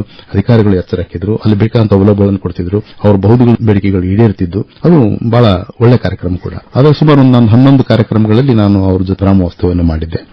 ಹಿಂಗೆ ಒಂದು ಇಂಗಳಿಗೆ ಅಂತಕ್ಕಂಥ ಒಂದು ಗ್ರಾಮ ಮುಧೋಳ ತಾಲೂಕಿನಲ್ಲಿ ಬರುತ್ತೆ. ಅಲ್ಲಿ HIV ಪೀಡಿತರ ಮನೆಯಲ್ಲಿ ವಾಸ್ತವ್ಯ ಮಾಡಬೇಕು. HIV ಪೀಡಿತರ ಮಕ್ಕಳ ಏಳಿಗೆಗಾಗಿ ಒಂದು ಕ್ಲಿಂಟನ್ ಯೋಜನೆಯನ್ನ ಬಿಲ್ ಗೇಟ್ಸ್ ಅವರು ಪ್ರಾಜೆಕ್ಟ್ ಅನ್ನು ಮಾಡಿದ್ರು. ಅಂದ್ರೆ HIV ಪೀಡಿತ ಮಕ್ಕಳ ಬದುಕಿನ ಏಳಿಗೆಗಾಗಿ ಒಂದು ಆ ಕಾರ್ಯಕ್ರಮ. ಅದು ಬಾಗಲಕೋಟೆ ಜಿಲ್ಲೆ ಕೆಲವು ಸೆಲೆಕ್ಟೆಡ್ ತಾಲೂಕುಗಳಲ್ಲಿ ಜಾರಿ ಇತ್ತು. ಅಂದ್ರೆ ಹೆಚ್ಚು HIV ಪೀಡಿತರು ಎಲ್ಲಿರ್ತಾರೋ ಅವ್ರ ಮಕ್ಕಳಿಗೆ ಆಗಿರ್ತಕ್ಕಂಥ ಕಾರ್ಯಕ್ರಮ. ಅವಾಗ ಡಿಸ್ಕಸ್ ಮಾಡಿ, ಅಲ್ಲಿ ನೀವು ಗ್ರಾಮ ವಾಸ್ತವ್ಯ ಮಾಡಿದ್ರೆ ನಿಮ್ಮ ಗ್ರಾಮ ವಾಸ್ತವ್ಯದ ಸುದ್ದಿ ವಿದೇಶಕ್ಕೂ ಹೋಗುತ್ತಾ, ಬಿಲ್ ಗೇಟ್ಸ್ ಅವರಿಗೂ ಪ್ರೋಗ್ರಾಮ್ದಲ್ಲಿ ನೀವು ಎಂಟ್ರಿ ಆಗಿದ್ರಂದ್ರೆ ವಿದೇಶದವರಿಗೆ ಹೋಗುತ್ತೆ ಅಂತಕ್ಕಂಥ ಒಂದು ಕಲ್ಪನೆ ಬಂದು ಕುಮಾರಸ್ವಾಮಿ ಅವರು ಒಂದು ಇಂಗಳಿಗೆಯ ಒಂದು ಕುಟುಂಬದಲ್ಲಿ ಗಂಡ ಹೆಂಡತಿ ಇಬ್ಬರಿಗೂ ಕೂಡ ಎಚ್ ಪೀಡಿತರಾಗಿದ್ರು. ಅವ್ರ ಮನೆಯಲ್ಲಿ ವಾಸ್ತವ್ಯ ನಿರ್ಧಾರ ಮಾಡಿದ್ರು. ವಾಸ್ತವ್ಯ ದಿನ ನಾವು ಹೋಗಿದ್ವಿ, ನಾವು ಮಲ್ಕೊಂಡಿದ್ವಿ, ಒಳ್ಳೆ ಊಟ ಗಿಟ ಮಾಡಿದ್ರು. ಮರುದಿವಸ ಅವರ ಬೇಕು ಬೇಡಿಕೆಗಳನ್ನು ಪೂರೈಸಿ ಅವ್ರಿಗೊಂದು ಮನಸ್ಥೈರ್ಯ ತುಂಬಿಸಿದ್ರು. ಎಚ್ ಪೀಡಿತರು ಯಾರು ಕೂಡ ನಾವು ಅನಾಥರು, ನಾವು ತಿರಸ್ಕೃತರಂತಕ್ಕಂಥ ಭಾವನೆ ಬರಬಾರದು. ಅವರಿಗೂ ಕೂಡ ಒಂದು ಸಮಾಜದ ಮುಖ್ಯವಾಹಿನಿಯಲ್ಲೇ ಅವರು ಇರ್ತಾರೆ, ಅವ್ರನ್ನ ಹೊರಗಿಟ್ಟು ನೋಡ್ತಕ್ಕಂಥದ್ದು ಬೇಡ, ನಮ್ಮೊಳಗಿದ್ದಾರು ಅಂತಕ್ಕಂಥ ಒಂದು ದೊಡ್ಡ ಮನಸ್ಥೈರ್ಯನ ತುಂಬತಕ್ಕಂಥ ಕಾರ್ಯಕ್ರಮ ಅದಾಯಿತು. ಅವರು ಬಂದಿದ್ದಾರೆ ಅನ್ನೋ ಕಾರಣಕ್ಕೆ ಜಿಲ್ಲಾಡಳಿತ ಟಾಯ್ಲೆಟ್ ರೆಡಿ ಮಾಡಿದ್ದು, ಒಂದು ರೂಮ್ ಮಾಡಿದ್ದು, ಹಿಂಗೆಲ್ಲ ಮಾಡಿ ಬಂದಿತ್ತು. ಒಂದು ವರ್ಷ ಆದ ನಂತರ ನಾನು ಮತ್ತೆ ಅಲ್ಲಿ ಹೋದೆ. ಒಂದು ವರ್ಷ ಆದ ಬಳಿಕ ಈ ಜನರಲ್ಲಿ ಏನ್ ಬದಲಾವಣೆ ಆಗಿದೆ ನೋಡೋಣ ಅಂತಕ್ಕಂಥ ಅಲ್ಲಿ ನನ್ನ ಪತ್ರಕರ್ತರ ಮನೋಭಾವನೆಯಿಂದ ಹೋದಂತ ಪತ್ರಕರ್ತ, ಕುತೂಹಲದಿಂದ ಹೋದಂತ ನಾನು ಅಲ್ಲಿ ಹೋದಾಗ ನನಗೊಂದು ಸತ್ಯ ಏನು ಆಯ್ತಂದ್ರೆ, ಅಲ್ಲಿಯವರೆಗೆ ಹಿರೇಮಠ ಅಂತ ಅವ್ರ ಅಡ್ರೆಸ್, ಹಿರೇಮಠದವರು ಅಂತ ಅಷ್ಟೇ ಅಂತಿದ್ರು. ಅವ್ರಿಗೆ ಏಡ್ಸ್ ಇದೆ ಅಂತ ಒಂದು ಅವರಿಂದ ಒಂದು ಸಣ್ಣ ಅಂತರವನ್ನು ಕಾಪಾಡ್ಕೊಂತಿದ್ರು. ಕುಮಾರಸ್ವಾಮಿ ವಾಸ್ತವ್ಯ ಮಾಡಿದ ನಂತರ ಅವ್ರಿಗೆ ಬಂದಂತ ಮಾತು ಏನಂದ್ರೆ, ಏಡ್ಸ್ನವ್ರ ಮನೆ. ಆ ಒಂದು ನೋವು ತಾಳಲಾರದೆ ಆ ಮನೆಯನ್ನೇ ಮಾರಾಟ ಮಾಡಿ ಅವರು ಊರು ಬಿಟ್ಟು ಹೋಗ್ಬಿಟ್ಟಿದ್ರು. ಅದಕ್ಕೆ ನಾನು ಬಂದು ಬರದೆ, ದೊರೆ ವಾಸ್ತವ್ಯ ಮಾಡಿದ ಮನೆ ಊರನ್ನೇ ತೊರೆದರು ಅಂತ ಹೇಳ್ಬಿಟ್ಟು ಕನ್ನಡ ಪ್ರಭದಲ್ಲಿ ಮುಖಪುಟದಲ್ಲಿ ಅದು ಪ್ರಿಂಟ್ ಆಯಿತು. ಅದನ್ನು ನೋಡಿದಂತ ಹೆಸರಾಂತ ನಿರ್ದೇಶಕ ಪಿ ಶೇಷಾದ್ರಿ ಅವರು ನನಗೆ ಬೆಳಗ್ಗೆ ಫೋನ್ ಮಾಡಿದ್ರು. ಇಲ್ಲ, ಬಹಳ ಅದ್ಭುತವಾದ ಇದೊಂದು ಸ್ಟೋರಿ, ಇದು ಒಂದು ಮನಕಾಲಕ್ಕೂ ಆ ಸ್ಟೋರಿ, ಇದೊಂದು ಬರೆದು ಕೊಡಿ, ನಾನು ಸಿನಿಮಾ ಮಾಡ್ತೀನಿ. ಅದಕ್ಕೊಂದು ಕಥೆಯನ್ನು ನಾನು ಬರೆದು ಕೊಟ್ಟೆ. ಅದು ಡಿಸೆಂಬರ್ 1 ಹೆಸರಿನಲ್ಲಿ ಅದು ಸಿನಿಮಾ ಬಂತು. ಆ ಸಿನಿಮಾಕ್ಕೆ 3 ರಾಷ್ಟ್ರೀಯ ಪ್ರಶಸ್ತಿಗಳು ಬಂತು. ಅಂದ್ರೆ ನಾನು ಪತ್ರಕರ್ತರಾಗಿದ್ದಕ್ಕೂ ಸಾಹಿತಿ ಆಗಿದ್ದಕ್ಕೂ ಏನ್ ಲಾಭ ಅಂತಂದ್ರೆ, ನನ್ನ ಪತ್ರಕರ್ತ ಮನಸ್ಸು ಸುದ್ದಿಯನ್ನು ಹುಡುಕತ್ತೆ, ಅದು ಸುದ್ದಿ ಒಳಗೆ ಒಂದೇನಾದ್ರು ಮನವಿ ಕಳಕಳಿ ಇದೆಯಾ ಅನ್ನೋದನ್ನ ನನ್ನ ಸಾಹಿತ್ಯಿಕ ಮನಸ್ಸು ಹುಡುಕತ್ತೆ. ಅದ್ಭುತ. ಮಲ್ಲಿಕಾರ್ಜುನ್ ಸಿದ್ದನವರವರೇ, 4 ದಶಕಗಳ ನಿಮ್ದು ಪತ್ರಿಕಾ ರಂಗದ ಅನುಭವ ಮತ್ತು ನಿಮ್ಮ ಸ್ನೇಹಿತರ ಜೊತೆಗಿನ ಒಂದು ಅನುಬಂಧ, ಅದು ನಿಮಗೆ ಉತ್ತರದ ಸಾಲು ದೀಪಗಳು ಅಂತೇಳಿ ನೀವು ಎಷ್ಟು ಚಂದ ಟೈಟ್ಲ್, ಬಹಳ ಅದ್ಭುತವಾಗಿದೆ. ಅಂದ್ರೆ ಒಂದು ಪತ್ರಕರ್ತನ ಕೆಲಸ ಅಂದ್ರೆ ಒಂದು ದೀಪ ಹಚ್ಚೋ ಕೆಲಸನೇ ಮಾಡಬೇಕು. ಆ ದೀಪಗಳು ಪ್ರಕಾಶಮಾನವಾಗಿದ್ರೆ ಖಂಡಿತವಾಗಿ ಅವ್ರಲ್ಲಿ ಬೆಳಕು ಇರ್ತದೆ. ಮತ್ತೆ ಅಲ್ಲಿ ಒಂದು ಶಿಕ್ಷಣ ಆಗಿರ್ಬೋದು, ಮತ್ತೆ ಏನೇನು ಯಾವುದೇ ಇದರಿಂದ ವಂಚಿತ ಇದ್ದರೂ ಕೂಡ ಅವರಿಗೆ ಒಂದು ನ್ಯಾಯ ದೊರಕಿಸಿಕೊಡೋ ನಿಟ್ಟಿನೊಳಗೆ ಆ ದೀಪ ಕೆಲಸ ಮಾಡ್ತಾ ಅನ್ನೋದನ್ನು ತಾವು ಸೂಚ್ಯವಾಗಿ ಹೇಳಿದಿರಿ. ತಮ್ಮ ಈ ಪುಸ್ತಕದ ಒಂದು ಸಾರಾಂಶವನ್ನು ಹೇಳ್ಬೋದಾ? ಹೇಗೆ ನಿಮ್ಮ ಅನುಭವಗಳು, ಯಾಕಂದ್ರೆ ಸಾಕಷ್ಟು ಸಂಗತಿಗಳನ್ನ ಕಲೆ ಹಾಕಬೇಕಾಗುತ್ತೆ, ಬೇರೆದವ್ರ ಕಡೆಯಿಂದ ಬರೆಸಬೇಕಾಗುತ್ತೆ, ಆ ಒಂದು ಅನುಭವ ಅದನ್ನ ನಮ್ಮ ಜೊತೆಗೆ ಹಂಚ್ಕೋಬಹುದಾ? 98ರಲ್ಲಿ ನಾನು ಹುಬ್ಳಿಗೆ ಬಂದಾಗ ಇದೆಲ್ಲ ದೊಡ್ಡ ಗಣ್ಯರು, ಪಾಪು ಅವರು ಇರಬಹುದು, ಮದನ್ ಮೋಹನ್ ಇರಬಹುದು, ಬೆಳಗಾವ್ಕರ್, ಇವರೆಲ್ಲ ಹಿರಿಯರಿದ್ರಲ್ವಾ. ಅವರು ಈ ಮೀಡಿಯಾ ಹಬ್ಬ ಆಗಿ ಬೆಳೆದಂತಹ ಹುಬ್ಬಳ್ಳಿಯಲ್ಲಿನ ಪತ್ರಿಕೋದ್ಯಮದ ಕಥೆಗಳನ್ನು ಹೇಳ್ತಿದ್ರು, ಪತ್ರಕರ್ತರ ಕಥೆಗಳನ್ನು ಹೇಳ್ತಿದ್ರು, ಬಹಳ ರಂಜನವಾಗಿರ್ತಿದ್ದವು. ತ್ಯಾಗಿಗಳು ಮಾಡಿದಂತಹ ರಾಜಮಾರ್ಗದಲ್ಲಿ ಇವತ್ತು ನಾವು ರಾಜಾರುಷವಾಗಿ ಓಡಾಡಿ ನಾನು ಪತ್ರಕರ್ತ ಅಂತೇಳಿ ನಾನು ಮುಖ್ಯಮಂತ್ರಿ ಧೈರ್ಯದಿಂದ ಪ್ರಶ್ನೆ ಕೇಳ್ತೀನಿ. ಅವರು ಅನುಭವಿಸಿದ ಕಷ್ಟ ಇದ್ವಲ್ಲ, ಬಹಳ ಅದ್ಭುತವಾಗಿದ್ವು. ಅವು ಅದ್ಭುತ ಅಂದ್ರೆ ಬದುಕೇ ಅಲ್ಲೇನಪ್ಪ. ಈಗ ಇದರಲ್ಲಿ ನಮ್ಮವರು ಎಂ ಜೀವನ್ ಅಂತ ಒಬ್ಬರು ಬರ್ತಾರೆ. ಪಾಪು ಅವ್ರ ಪ್ರಪಂಚದ ಮೂಲಕ ಬೆಳೆದ್ರು, ಪ್ರಪಂಚ ಪಾಪು ಹೆಸರಿನಲ್ಲಿ ಬೆಳೀತಿ. ಆ ಪತ್ರಿಕೆಯ ಪೂರ್ಣ ಜೀವಾಳವೇ ಎಂ ಜೀವನ್. ಪಾಪು ಅವರು ಎಲ್ಲವನ್ನೂ ಬರೀತಿರಲಿಲ್ಲ, ಒಂದು ಸಂಪಾದಕೀಯ ಒಂದಿಷ್ಟು ಅವ್ರ ಕಾಲಂಗಳನ್ನು ಮಾತ್ರ ಬರೀತಿದ್ರು, ಉಳಿದದ್ದು ಎಲ್ಲವನ್ನೂ ಬರೀತಕ್ಕಂಥವ್ರು ಎಂ ಜೀವನ್ ಅವರು ಬರೀ. ಅವರು ಅಮರಗೊಳದಲ್ಲಿ ಇರ್ತಿದ್ರು. ಅವರು ಆ ಊರು ಹೊರಗಡೆ ಗುಡಿಸಲಾಕೊಂಡಿದ್ರು. ಅವರು ಇರೋ ಸಂಬಳ ಕಡಿಮೆ, ಅವಾಗೇನು 30 ರೂಪಾಯಿ ಪಗಾರ ಕೊಡ್ತಿದ್ರಂತೆ, ಅದನ್ನು 3 ಕಂತಿನಾಗೆ. ಸಂಬಳ ಕಡಿಮೆ, ಹಾಗಾಗಿ ಅವರು ಗುಡಿಸಲು ಹಾಕೊಂಡಿದ್ರು. ಅವರು 32 ಕಾದಂಬರಿಗಳನ್ನು ಬರೆದಿದ್ರು. ಹಿಂಗೊಂದು ದೊಡ್ಡ ಪತ್ರಿಕೆ ನಿರ್ವಹಿಸುವ ಜೊತೆಗೆ 32 ಕಾದಂಬರಿಗಳನ್ನು ಬರೆದಿದ್ರು. 3-4 ಭಾಷೆಯಲ್ಲಿ ಬರೀತಿದ್ರು. ಅವರು 3-4 ಭಾಷೆಯಲ್ಲಿ ಬರೀತಿದ್ರು. ಅವ್ರು ಬರೀಲಿಕ್ಕೆ ಸರಿಯಾದ ಒಂದು ಪೆನ್ನು ಕೂಡ ಇರ್ತಿದ್ದಲ್ಲ, ಸಾದಾ ಪೆನ್ನಲ್ಲಿ ಬರೀತಿದ್ರು. ಅಂತವರು ಅವರು ಮತ್ತೆ ಇನ್ನೊಬ್ರು ಮಾರುತಿ ಬೆಳ್ಳಿಗೆಟ್ಟಿ ಅಂತ, ಅವರು ಕೂಡ ಅಂತ ವಿಶ್ವವಾಣಿಯ ಉಪಸಂಪಾದಕರಾಗಿದ್ರು. ಇಷ್ಟೆಲ್ಲ ಕತೆ ಹೇಳುವಾಗ ಅವರಿಬ್ರು ತೀರ್ಕೊಂಡ್ರು. ಎಲ್ಲ ಕತೆ ಕೇಳ್ತಿದ್ನಲ್ಲ, ಈ ದೊಡ್ಡ ಒಂದು ಬೆಳೆದು ಬಂದ ಸಾಮ್ರಾಜ್ಯದ ಕತೆಗಳನ್ನು ಕೇಳ್ತಿದ್ನಲ್ಲ, ಕೇಳ್ಕೊಂಡ ಸಂದರ್ಭದಲ್ಲಿ ಅವರಿಬ್ರು ತೀರ್ಕೊಂಡಾಗ ಅವರು ಅಂತ್ಯ ಸಂಸ್ಕಾರ ಮಾಡುವ ಶಕ್ತಿ 2 ಕುಟುಂಬಕ್ಕೆ ಇರಲಿಲ್ಲ. ನಾವೆಲ್ಲ ಸೇರಿ ಪಟ್ಟಿ ಎತ್ತಿ ಅವರ ಅಂತ್ಯ ಸಂಸ್ಕಾರ ಮಾಡಿ ನನಗೆ ಮನ ಕಲಕಿದ್ದು. ಅತ್ಯಂತ ಘಾಸಿಯಾದ ವಿಷಯ ಅವರಿಬ್ಬರ ಸಾವು. ಅಂತ ಮೇಧಾವಿ ಪತ್ರಕರ್ತರ ಸಾವು ಆದಾಗ ಈ ಸಮಾಜ ಅವ್ರನ್ನ ಹೋಗಿ ಗೌರವಯುತ ಕಳಿಸ್ಬಿಟ್ಟು ಬೀಳ್ಕೊಡಬೇಕಾಗಿತ್ತಲ್ಲ, ಯಾರೂ ಹೋಗಲೇ ಇಲ್ಲ. ಅದು ನನಗೆ ಬಹಳ ನೋವು. ನಂತರ ನಾನು ಸಂಯುಕ್ತ ಕರ್ನಾಟಕ 2013 ಮತ್ತು 2014 2 ವರ್ಷ ಸಂಯುಕ್ತ ಕರ್ನಾಟಕದ ಸ್ಥಾನಿಕ ಸಂಪಾದಕನಾಗಿದ್ದೆ. ಅಲ್ಲಿ ಹೋದಾಗ ಅಲ್ಲಿ ಹೆಚ್ಚಿನ ಸಂಖ್ಯೆ ಹಿರಿಯರು ಅಲ್ಲಿ ಭೇಟಿ ಕೊಡ್ತೀವಿ. ನಾಗರಾಜರಾವ್ ಅವರು, ನಂತರ ದಾನಿ ಅವರೆಲ್ಲ ಬಂದು ಮತ್ತೆ ಅವರು ಹೇಳ್ತಿದ್ರು, ಹೌದಲ್ಲ, ಇದು ಇಷ್ಟೊಂದು ದೊಡ್ಡ ಪ್ರಮಾಣದಲ್ಲಿ ಇರತಕ್ಕಂಥ ಸೇವೆಯನ್ನು ಮಾಡಿದಂತವರು, ನಾಡಿಗಾಗಿ ದುಡಿದಂತವರು, ನುಡಿಗಾಗಿ ದುಡಿದಂತವರು, ದೇಶಕ್ಕಾಗಿ ದುಡಿದಂತವರು, ನ್ಯಾಯಕ್ಕಾಗಿ ದುಡಿದಂತವರು, ನೋವಿಗಾಗಿ ದುಡಿದಂತವರು ಅನಾಥಸವರಾಗಿ ಸಾಯ್ತಾರೆ. ಮತ್ತೆ ಅವ್ರ ಹೆಸರು ಎಲ್ಲಿ ಇರುವುದೇ ಅಲ್ಲ, ಇಷ್ಟು ದೊಡ್ಡ ಮಂದಿ ಅದರ. ಇದನ್ನೊಂದು ಯಾಕೋ ನಾನು ದಾಖಲೀಕರಣ ಮಾಡಬಾರ್ದು. ಏನೋ ನಿನ್ನೆ ಮೊನ್ನೆ ಯಾವುದೋ ಕಾರಣದಿಂದ ಒಂದು ಗ್ರಾಮ ಪಂಚಾಯತಿ ಮೆಂಬರ್ ಆದಂತವನು ಒಂದು ಯಾವ್ದಾದ್ರು ಅಡಿಗಲ್ ಒಂದು ಶಾಲೆ ಕಟ್ಟಡ ಮತ್ತೊಂದು ಅಡಿಗಲ್ ಹಾಕುವಾಗ ಅವನ ಹೆಸರು ಹಾಕ್ತಾರೆ, ಅಲ್ಲಿ ಇಂಥವನು ಮೆಂಬರ್ ಇದ್ದ ಅಂತೇಳಿ. ಆದ್ರೆ ಇಷ್ಟು ದೊಡ್ಡ ಸಾಧನೆ ಮಾಡೋ ಇಷ್ಟು ತ್ಯಾಗಜೀವಿಗಳದ್ದು ಎಲ್ಲೂ ಹೆಸರೇ ಬರುವುದಿಲ್ಲ. ಅವ್ರು ಕಳೆದೋಗ್ತಾರೆ. ಇನ್ನೊಂದು 10 ವರ್ಷ ಆದ್ರೆ ಅವ್ರ ಹೆಸರು ಯಾರಿಗೂ ಗೊತ್ತಿರೋದಿಲ್ಲ. ಇದರಲ್ಲೇ ಈ ಪುಸ್ತಕದಲ್ಲಿ ಹೆಸರು ಇವತ್ತಿನ ಹೊಸದಾಗಿ ಬರ್ತಕ್ಕಂಥ ಪೀಳಿಗೆಯವರು ಕೊಟ್ಬಿಟ್ರೆ ಇವ್ರು ಯಾರು ಅಂತಾರೆ ಗೊತ್ತಿಲ್ಲ ಅವನಿಗೆ. ಆ ಕಾರಣಕ್ಕೆ ಇದನ್ನೊಂದು ದಾಖಲೀಕರಣ ಮಾಡಬೇಕಾದಾಗ ಅವಾಗ ಅವ್ರು ಬಹಳ ಖುಷಿ ಪಟ್ಟರು. ನಿಜಕ್ಕೂ ಇದೊಂದು ಒಳ್ಳೆ ಕೆಲಸ, ನೀನ್ ಮಾಡು, ನಿನ್ ಜೊತೆ ನಾವಿರ್ತೀವಿ, ಸಪೋರ್ಟ್ ಮಾಡ್ತೀವಿ ಅಂತಂದ್ರು. ಅವಾಗ ನಾವು ವಿಭಾಗಗಳನ್ನು ಮಾಡಿದ್ವಿ. ಯಾವ್ದಾವ್ದು ಬರೀಬೇಕು, ಈ ಮಾಧ್ಯಮಕ್ಕಾಗಿ ದುಡ್ಡಿರೋದಂತ ಎಲ್ಲರೂ ಕೂಡ ಇದರಲ್ಲಿ ಇರಬೇಕು ಅಂತ. ಬರೀ ಪತ್ರಕರ್ತರು ಅಷ್ಟೇ ಇರುವುದಿಲ್ಲ, ಮಾಧ್ಯಮ ರಂಗದಲ್ಲಿ ಇರತಕ್ಕಂಥ ಅದರಲ್ಲಿ ಯಾರು ಅಂತಂದ್ರೆ ಪ್ರಿಂಟ್ ಮೀಡಿಯಾದಲ್ಲಿ ಇರತಕ್ಕಂಥ ಎಲ್ಲಾ ಪತ್ರಕರ್ತರು ಇರಲಿ. ಅಂದ್ರೆ 2015 ಒಳಗಾಗಿ ರಿಟೈರ್ಡ್ ಆದಂತವ್ರನ್ನ ಒಂದು ಕಟ್ಔಟ್ ಟೈಮ್ ತಗೊಳ್ಳೋಣ. ಆನಂತರ ಆಕಾಶವಾಣಿ ಬೆಳೆದು ಬಂದ ರೀತಿ ಆಕಾಶವಾಣಿಯಲ್ಲಿ ದುಡಿದಂತ ಹಿರಿಯರು ಎಲ್ಲರೂ ಅದರಲ್ಲಿ ಬರಲಿ. ಆನಂತರ ಕ್ರೀಡೆಯಲ್ಲಿ ಈಗ ನೋಡಿ, ನೀವು ನೋಡ್ರಿ ಮಾಧ್ಯಮ ಲೋಕದ ಆದಿರಂತಹ ಮೋರೆ ಹನುಮಂತರಾಯ, ಆಮೇಲೆ ಆರ್ ದಿವಾಕರ್ ಅವರು ಆಕಾಶವಾಣಿ ಆರಂಭ ಆಗಲಿಕ್ಕೆ ಅವ್ರ ಕಾರಣ. ಅವರು ಈಗ ಮೋರೆ ಹನುಮಂತರಾಯರು, ಆರ್ ದಿವಾಕರ್ ಅವರು, ಕೆ ಶಾಮರಾವ್ ಅವರು, ಇವ್ರ ಬಗ್ಗೆ ಸಂಶೋಧನಾ ಗ್ರಂಥಗಳು ಬಂದಾವ, ಹೌದು, ಬಹಳಷ್ಟು ಬರ್ತಾವ. ಈಗ 4-5 ಮಂದಿ ಮಧ್ಯೆ ಬಹಳಷ್ಟು ದೊಡ್ಡ ಪ್ರಮಾಣದಲ್ಲಿ ದಾಖಲೀಕರಣ ಆಗಿದೆ. ಬಟ್ ಅವರಷ್ಟೇ ಶಕ್ತಿಶಾಲಿ ಬರಹಗಾರರಾಗಿದ್ರು, ಅಷ್ಟೇ ಪ್ರಭಾವಿಗಳತಕ್ಕಂಥ ಪತ್ರಕರ್ತರಿದ್ರು, ಅವರು ಕಳೆದೋಗಿದ್ರು. ಅದಕ್ಕೆ ಅವ್ರನ್ನ ಬಿಟ್ಟು ಇನ್ನು 100 ಜನರನ್ನು ನಾವು ಆಯ್ಕೆ ಮಾಡ್ಕೊಳ್ಳೋಣ ಅಂತಕ್ಕಂಥ ರೀತಿಯಲ್ಲಿ 100 ಜನ ಆಯ್ಕೆ ಮಾಡಿಕೊಂಡು, ಮುಖ್ಯವಾಗಿ ಅಂತಂದ್ರೆ ಹುಬ್ಬಳ್ಳಿ ಧಾರವಾಡನ್ನ ಕೇಂದ್ರವಾಗಿ ಇಟ್ಕೊಂಡು ಕೆಲಸ ಮಾಡಿದಂತ 100 ಜನರನ್ನ ಆಯ್ಕೆ ಮಾಡ್ಕೊಳ್ಳೋಣ ಅಂತೇಳಿ. ಅದರ ಆಯ್ಕೆ ಮಾಡುವ ಸಂದರ್ಭದಲ್ಲಿ ಒಂದಿಷ್ಟು ಹೊರಗಿನವರು ಇದ್ರು. ಅವರು ಹೊರಗಿದ್ದು ಬಂದು ಇಲ್ಲಿ ಬೇರೆ ಬೇರೆ ಪತ್ರಿಕೆಯಲ್ಲಿ ಕೆಲಸ ಮಾಡ್ತಿದ್ರು. ಇಲ್ಲಿ ಹುಟ್ಟಿ ಬೇರೆ ಕಡೆ ಹೋದವರು ಇದ್ರು. ಈಗ ನಮ್ಗೆ ದಿನೇಶ್ ಅಮೀನ್ಮಠ ಅವರು ಆ ಕಡೆ ಇದ್ದಂತವ್ರು ಬಂದು ಇಲ್ಲಿ ಕೆಲಸ ಮಾಡಿ ಧಾರವಾಡದ ವರದಿಗಾರಾಗಿದ್ರು. ಆಯ್ಕೆ ಜಾಗೀರ್ದಾರರು, ಶಿವಾನಂದಿ ಗಣೇಶನ್, ಕೂಡ್ಲಿ ಗುರುರಾಜ್, ಶಿವಾನಂದ್ ಇವರು ಗುಲ್ಬರ್ಗದವರು, ಈ ಗುಲ್ಬರ್ಗದ ಇರ್ತಾರೆ. ಆನಂತರ ರವಿ ಬೆಳಗೆರೆ ಬಳ್ಳಾರಿಯಿಂದ ಬಂದು ಸಂಯುಕ್ತ ಕರ್ನಾಟಕದಲ್ಲಿ ಕೆಲಸ ಮಾಡಿ ನಂತರ ಬೆಂಗಳೂರಲ್ಲಿ ಬೆಂಗಳೂರು ಪತ್ರಿಕೆ ಬೆಂಗಳೂರನ್ನು ಸ್ಥಾಪನೆ ಮಾಡಿದ್ರು. ಆನಂತರ ಜಗದೀಶ್ ಕೊಪ್ಪ ಅಂತ ಇಂಥವ್ರು ಇದ್ರು. ಅವ್ರನ್ನೆಲ್ಲ ನಾವು ಹೋದಲ್ಲ, ಈ ನೆಲಕ್ಕಾಗಿ ಅವ್ರ ಸೇವೆ ಸಂದಿದೆ, ಅವ್ರ ಬಗ್ಗೆ ನಾವು ಇದರಲ್ಲಿ ದಾಖಲೀಕರಣ ಇರಲಿ ಅಂತ ಮಾಡಿದ್ವಿ. ನೀವು ಅದ್ಭುತ ನೋಡ್ರಿ. ಈಗ ಮುಖಪುಟ ಆಗಿರ್ಬೋದು, ಬೆನ್ಪುಟ ಆಗಿರ್ಬೋದು, ಅದಕ್ಕೊಂದು ವಿಶಿಷ್ಟ ಒಂದು ಅದನ್ನು ನಮ್ಮ ಇದೇ ಭಾಗದ ಈಶ್ವರ ಬಡಿಗೇರವರು ಪತ್ರಿಕೋದ್ಯಮದ ಪ್ರತಿಜ್ಞೆಯನ್ನು ಕೂಡ ಹಾಕಿದೆ. ವಾಲ್ಟರ್ ವಿಲಿಯಮ್ಸ್ ಅವರು ಅಮೆರಿಕದ ಪತ್ರಿಕೋದ್ಯಮ ಕಲಾಶಾಲೆಯ ಸ್ಥಾಪಕ ವಾಲ್ಟರ್ ವಿಲಿಯಮ್ಸ್ ರಚಿಸಿದ ಪತ್ರಿಕೋದ್ಯ ಪ್ರತಿಜ್ಞೆಯನ್ನು ಮಿಸೌರಿ ವಿಶ್ವವಿದ್ಯಾಲಯದ ಕಂಚಿನ ಗೋಡೆ ಮೇಲೆ ಕೆತ್ತಿದ್ದಾರೆ. ಅದನ್ನು ಆ ಗೊತ್ತಿದಂತ ಈ ನಮಗೊಂದು ಪ್ರತಿಜ್ಞೆ ಬೇಕಲ್ವಾ. ಈಗ ರಾಜಕಾರಣಿಗೊಂದು ಪ್ರತಿಜ್ಞೆ ಇದೆ, ಮತ್ತೆ ಪತ್ರಕರ್ತರಿಗೂ ಒಂದು ಪ್ರತಿಜ್ಞೆ ಅಂತ. I believe in the profession of journalism. ನಾನು ಈ ಪತ್ರಿಕೋದ್ಯಮವನ್ನು ನಂಬುತ್ತೇನೆ, ಅಂದ್ರೆ ಸತ್ಯದ ಮಾರ್ಗ ಇದೆ, ಆ ನಡೆ ಅಲ್ಲಿ ಹೋಗುತ್ತೆ. ಇದು ಒಂದು ಕಂಚಿನ ಹಲಗೆ ಮೇಲೆ ಕೆತ್ತಿರುವಂತ ಪ್ರತಿನಿಧಿತ್ವ. ಅದನ್ನ ಯಥಾ ರೀತಿ ನಮ್ಮ ಬೆನ್ಪುಟಕ್ಕೆ ಡಿ ಉಮಾಪತಿಯವರ ಮುನ್ನುಡಿ ಅದ. ಡಿ ಉಮಾಪತಿ ಬಹಳ ಈ ನಾಡಿನ ಬಹಳ ದೊಡ್ಡ ಪತ್ರಕರ್ತರು. ಅವ್ರ ಕಡೆಯಿಂದ ನಾವು ಇದಕ್ಕೆ ಮುನ್ನುಡಿಯನ್ನು ಬರೆದಿ ಬಹಳ ಪ್ರೀತಿಯಿಂದ ಅವರು ಬರೆದ್ರು. ಅದೇ ಕಾಲಕ್ಕೆ ನಾವು ಆಕಾಶವಾಣಿ ಬಗ್ಗೆ ಬಹಳ ಮಂದಿಗೆ, ಆಕಾಶವಾಣಿ ನಾವೆಲ್ಲ ಬಾಲ್ಯದಲ್ಲಿ ಕೇಳುವಾಗ ಒಂದೇ ಒಂದು ಮಾಧ್ಯಮ ನಮಗ. ಅವತ್ತು ನಮ್ಮ ಗ್ರಾಮಗಳಲ್ಲಿ ಬರ್ತಕ್ಕಂಥ ಒಂದು ಪತ್ರಿಕೆ ಸಂಯುಕ್ತ ಕರ್ನಾಟಕ ಆಗಿದ್ರೆ ಇಡೀ ಊರವರು ಕೇಳುವ ಮಾಧ್ಯಮ ಆಕಾಶವಾಣಿ. ಸಂಜೆ ನೀವು ಕರಿಯತ್ತ ಕಾಳಿಂಗ ಬಿಳಿಯತ್ತ ಮಲ್ಲಿಂಗ ಹಾಡ ಚಲವಾತು. ಅದು ನಮ್ಮ ಬಾಲ್ಯದಲ್ಲಿ ನಮ್ಮ ಮನೆಯಲ್ಲಿ ಒಂದಿಷ್ಟು ಹಾಡಿದ್ದು. ನಾವು ಹಾಡು ಕಾಯ್ತಾ ಶಾಲೆ ಕಲಿಬೇಕಂತ ಇತ್ತು. ನಾವು ಕುರಿ ದಡ್ಡಿಯಲ್ಲಿ ಮಧ್ಯದಲ್ಲಿ ಒಂದು ಮೇಟಿಗೆ ಒಂದು ಕಂಬ ನಡೆಸಿರ್ತೇವೆ. ಆ ಕುರಿ ದಡ್ಡಿಯನ್ನು ಸ್ವಚ್ಛ ಮಾಡೋದು, ಹಾಲು ಹಿಂಡೋದು, ತಿರಿ ಹಚ್ಚೋದು ಮಾಡ್ತಕ್ಕಂಥ ಸಂದರ್ಭದಲ್ಲಿ ಆ ಸಂಗೀತ ಇರಲಿ ಅಂತ ಅದಕ್ಕೆ ಆ ತೊಗಲಿನ ಕವರ್ ಬೆಲ್ಟ್ ಅದು ಗೋಡೆಗೆ ಹಾಕಿ ಫುಲ್ ಸೌಂಡ್ ಇಡೋದು. ಅದನ್ನ ನಮ್ಮ ಓಣಿ ಮಕ್ಕಳೆಲ್ಲವೂ ಆ ಕರಿಯತ್ತ ಕಾಳಿಂಗ ಸೌಂಡ್ ಕೇಳ್ಬಿಟ್ರೆ ಎಲ್ಲ ಬಂದ್ಬಿಡ್ತೀವಿ. ಅವು ಗಿಳಿ ಉಂಡು ಕಾರ್ಯಕ್ರಮ ಒಂದಿಷ್ಟು ಮಕ್ಕಳು ಕೇಳ್ತಕ್ಕಂಥವು, ಗ್ರಾಮೀಣರು ಕೇಳ್ತಕ್ಕಂಥವ್ರು, ಜಾನಪದ ಕೇಳ್ತಕ್ಕಂಥ ಇರ್ತದೆ. ಒಂದು ಆಕರ್ಷಣೆ ಅದು.